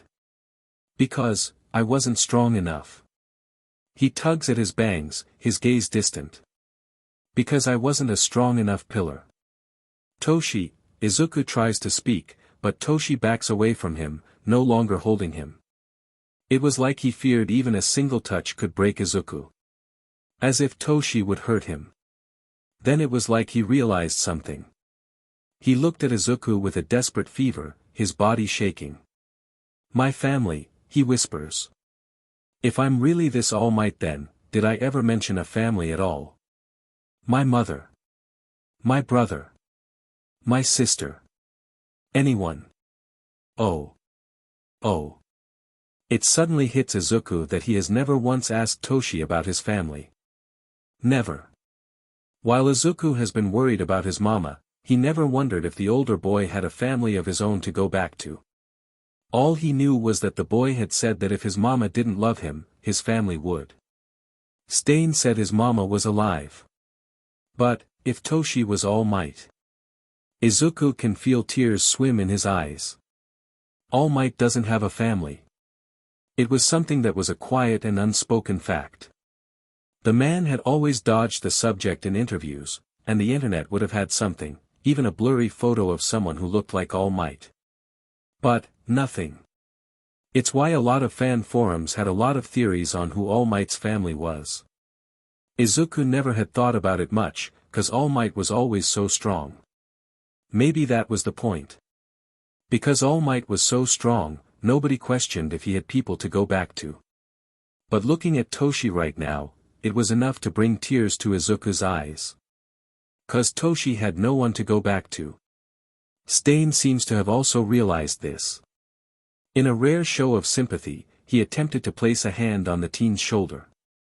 "Don't touch me." The teen hissed, seemingly feral. "Just tell me. Please." Stain remained silent, Izuku's sniffles filling the air. "No." Toshi whispers. "No. No, no, no." He whines, his face in pain as he clutches at his head. "Please no. Please. I can't be alone, no, it can't be true. They can't be dead. What makes you think they're dead?" Stain questions, his eyes narrowing slightly. "'Cause I saw it, I saw their bodies. I held my mama as she died." Izuku flinches. "Dreams. But, if that was true, then. Kachin." Pain floods the small boy's head, as memories he doesn't understand try to drown him. This time, Toshi is in too much pain and grief to help chase the darkness away. But a large bang interrupts their breakdowns. "Stay here." Stain barks out. "Run only when needed." He runs off, presumably to find the threat. Izuku finds his gaze back to the gold All Might statue, sighing in relief when he sees the lady is gone. Hopefully she's safe. He sticks close to Toshi, scared. Toshi doesn't seem to notice, spiraling. Izuku hears the sound of a mob, the pounding of footsteps. He peeks out, to see how Stain is doing. But he can't see the man amidst the crowds. The mob seemed to be moving drunkenly, stumbling, tripping. It made for an imposing sight. He backs up into Toshi. I don't like it here." He whispers. No response. He glances at Toshi, seeing the boy was lost in his own world. It reminded him of Koya and that trance.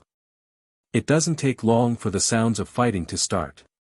That's what seems to stir Toshi, causing the older boy to pull out the knife Stain gave him. They stay there, hiding in the gloomy rain, hidden in the debris of a city gone to madness. He clings to Toshi. Not because he's All Might, though knowing that now changes something, he isn't sure what but it's changed, but he clings to Toshi because Toshi has always tried to protect him. "Die." A voice cries out. It's enough for Izuku to raise his head up. He hears the sound of explosions, cries and more fighting. He moves. "Izuku." Toshi hisses, trying to stop the boy. But Izuku cannot be stopped. Because he knows that voice. It's the voice of a boy he knows very well. His friend. His bully, his hero. All Might was who he looked up to, yes, but Kachin. Kachin was victory. And Izuku steps out into the light, seeing the older face of a boy he knew. Red eyes meet green as he cries out, "Kachin." "Izuku," Kachin breathes out. He looks at the small boy, his face shocked. "Found you." Chapter 20, Victory. Kachin. The young boy studied the older boy. It wasn't like he changed too much. But Izuku had a feeling that even if he had, he would still recognize him. But, Kachin had those same red eyes, the same blonde spiky hair. "You," Izuku stutters, seeing Kachin be in the suit that haunted his nightmares. Kachin being stabbed, helpless to do anything as he falls. "Oh God, he's falling, he's falling. Move."